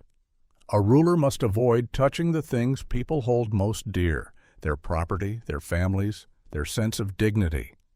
If harsh measures are necessary, they should be delivered all at once and quickly forgotten, not dragged out over time. The ruler should appear as the enforcer of order, not the source of suffering. Public image also plays a critical role. A ruler who maintains the appearance of justice, who speaks of duty and order, who punishes with reluctance rather than pleasure, will be seen as firm but fair. Even those who fear him will respect him. The perception of strength coupled with reason prevents resentment from growing into hatred. It creates distance without breeding hostility. Machiavelli also emphasized the importance of delegation. When especially cruel or unpopular actions are needed, a wise ruler allows others to carry them out, only to later appear as the merciful figure who corrects or restrains the harshness. In this way, the ruler gains the benefits of fear without the personal cost of being seen as the villain. He becomes the symbol of order and mercy, even when ruling with iron beneath the velvet. Fear preserves power. Hatred threatens it. The ruler who can be feared without being hated achieves the ideal balance, commanding obedience while avoiding the spark of revolt. He maintains authority through respect, not affection, and ensures that his rule is firm, but not detested. In this delicate equilibrium, true and lasting power is found. When people stop fearing you, they stop obeying you. Machiavelli understood that power is sustained not by affection or consensus, but by authority, and authority rests on the ability to enforce consequences. While it may be pleasant to be loved or admired as a leader, it is ultimately fear that guarantees obedience. Without it, commands become suggestions, and structure begins to decay. Fear ensures compliance even in the absence of loyalty. People may not agree with a ruler's actions or policies, but if they believe that disobedience will be punished swiftly and decisively, they will fall in line. They may grumble in private, but they will not rebel in public. They will criticize in whispers, but they will act in accordance with what is expected. Fear imposes limits on behavior, even among the discontented. The moment fear disappears, those limits dissolve. Individuals begin to test the boundaries. Minor acts of defiance appear harmless, but they spread. A subordinate ignores a directive. A rival starts to speak more boldly. A once loyal faction begins to entertain alternatives. Each action chips away at the ruler's image of control. People are always watching, not just for strength, but for signs of weakness. And when weakness appears, it invites challenge. A ruler who is no longer feared becomes vulnerable, not just to open opposition, but to subtle erosion of respect. Decisions are second-guessed. Orders are delayed or ignored. Supporters become hesitant, calculating whether they should remain loyal or begin aligning themselves with someone stronger. In politics and power, perception is often more important than reality.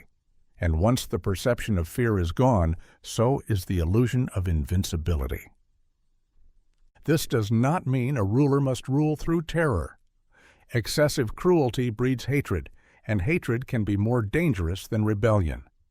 The goal is not indiscriminate fear, but controlled, strategic fear. The fear that comes from consistent enforcement of rules. From a reputation for swift retaliation when lines are crossed. From the knowledge that betrayal or insubordination will not be forgiven. This type of fear does not require constant displays of violence. It only requires the memory of consequences. Machiavelli argued that love is a fragile bond. It depends on reciprocity, on mood, on circumstance. People love their leaders when things are going well, but when hardship comes, that love evaporates quickly. Fear, however, is more durable. It does not rely on emotional connection. It depends only on the continued belief that disobedience carries a cost. This principle applies not just to rulers and states, but to all leadership. In any structure, military, corporate, organizational, leaders who lose their edge, who try too hard to be liked, or who ignore signs of insubordination will soon find themselves struggling to maintain control. Morale may stay intact for a while, but discipline will quietly erode. Power must be felt to be respected. When fear is gone, rebellion doesn't always come immediately. But order becomes optional. Structure becomes flexible. And in that void, someone else will rise, someone who is feared. Because ultimately, people do not obey ideas, they obey authority. And authority without fear becomes invisible. To rise, you must become what you hate. This idea strikes at the heart of ambition's moral paradox. Many people begin their pursuit of power, influence, or justice with clear ideals and deep contempt for those who hold power corruptly. They hate the tyrant, the manipulator, the deceiver, but as they climb higher, they discover that the very methods they once despised are not obstacles. They are the keys to advancement. If you refuse to use them, you stay beneath those who do. Machiavelli understood this all too well. Power in its raw form is not earned by virtue. It is seized, protected, and expanded through strategy, manipulation, force, and, when necessary, deception. Those who cling too tightly to their ideals at every stage often find themselves passed over, silenced, or eliminated by those more willing to act without moral restraint. To survive at the top, one must speak the language of power. The hatred you once had for the ruling class or your adversaries is often based on the perception that they are unjust, self-serving, or ruthless. But what ambition teaches, brutally and consistently, is that those traits, when applied with calculation, are not vices in power structures. They are tools. The people who rise are not those who avoid corruption at all costs, but those who know when to embody it and how to hide it behind the mask of virtue. This is not about abandoning your principles entirely. It's about understanding that ideals alone will not carry you to the heights of influence. To reform a system, you must first survive within it, and survival often demands adaptation. It requires playing by the rules you detest, pretending allegiance to values you secretly oppose, and forming alliances with people you once condemned. You must wear the uniform of your enemy long enough to rewrite its emblem. There is a deep irony in this transformation. The revolutionary becomes the politician. The critic becomes the executive. The outsider becomes the gatekeeper. And while some recoil at the thought, Machiavelli would argue that this transformation is not betrayal, it is evolution. To remain pure is to remain powerless. To effect real change, you must first acquire real control, and control is not given to those who refuse to get their hands dirty. This transformation is why so many who rise eventually resemble those they once opposed. The system demands it. The higher you climb, the more you realize that effectiveness is not granted to the most righteous, but to the most adaptable. And often, the traits you hated in others, ruthlessness, manipulation, calculation, must be internalized to survive and thrive. Machiavelli would not mourn this loss of innocence. He would call it the price of relevance. In order to break the game, you must first learn how to play it better than anyone else. And if that means becoming what you once hated, then so be it. The question is not whether you can remain pure, but whether you can wield power without losing yourself completely. Because in the end, the greatest victory is not staying clean. It is wearing the mask of the enemy long enough to seize his throne.